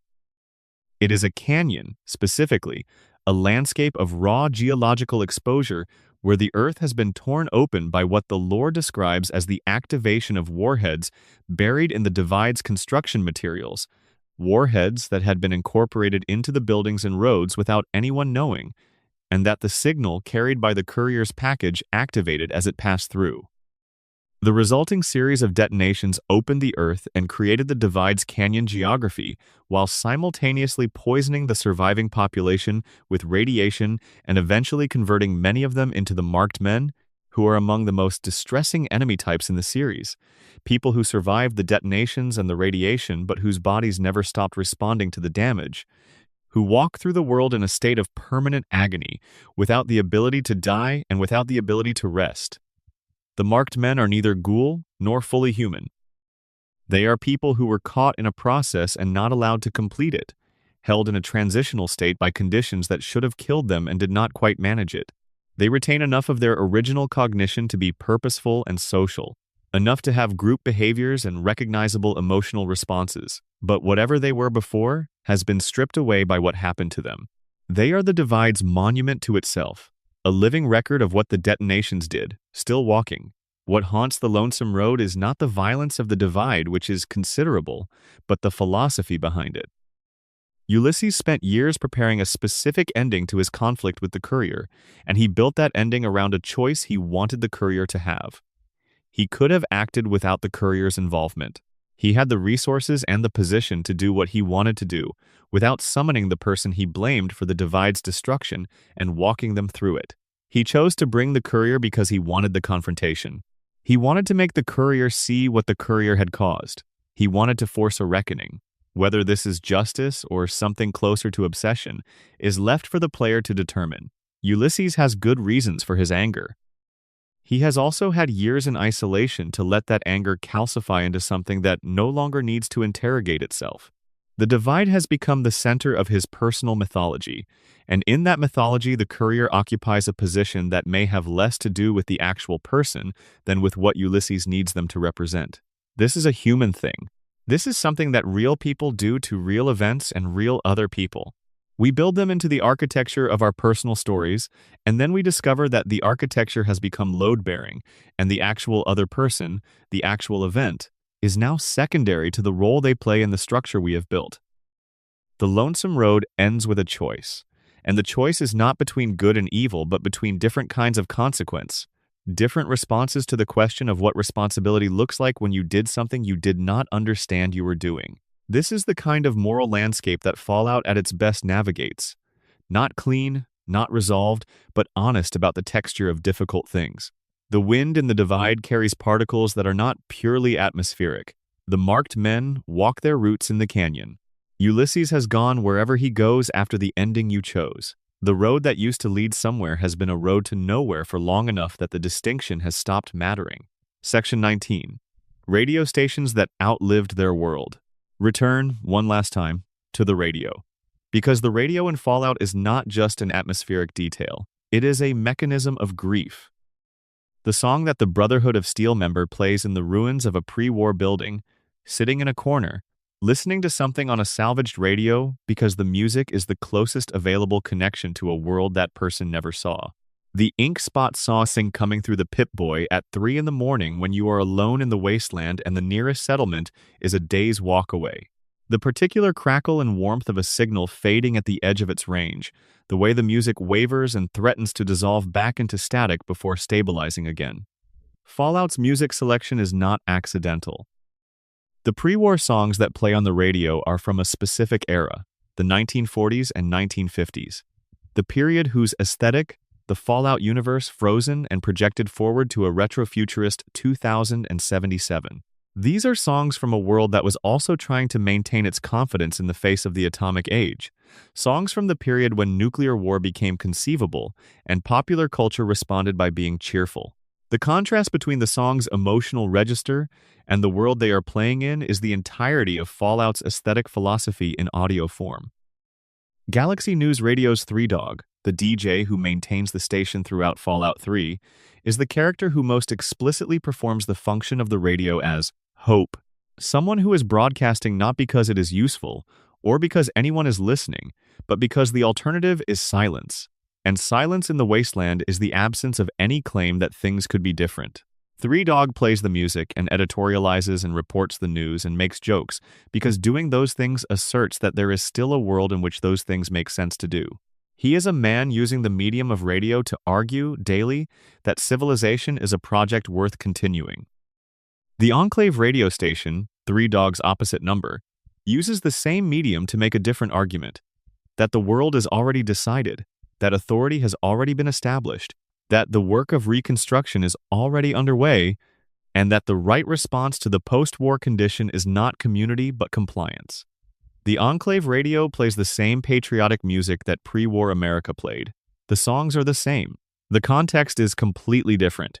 The same aesthetic register can carry entirely opposite content. Music in the wasteland is time travel. Every song playing on a radio in 2287 is playing simultaneously in 1952, in 1955, in 1957. In all the years when it was recorded and first played, when it was new and had no associations yet, before it became the music of a world that no longer exists. When you hear it in the wasteland, you hear both versions at once. The new version that existed when it was made, and the ancient version it has become after 200 years of being the only music left. The jukebox in Diamond City's saloon, the radio in the Diamond City radio station playing a curated selection of Magnolia's jazz performances. The automated music system in the Institute playing a perfectly consistent selection that has not changed since the Institute's original programmers set it up, because no one in the Institute has considered updating it. The music that plays in Vault 111's cafeteria when you emerge from cryo, still running on whatever power source has kept the facility going for 210 years. Each of these radios is a kind of prayer. Not the theological kind, not necessarily, but the deeper kind. The expression of something you need to be true about the world, broadcast outward in the hope that it will find an audience who needs to hear it too. The wasteland has been praying to itself for 200 years.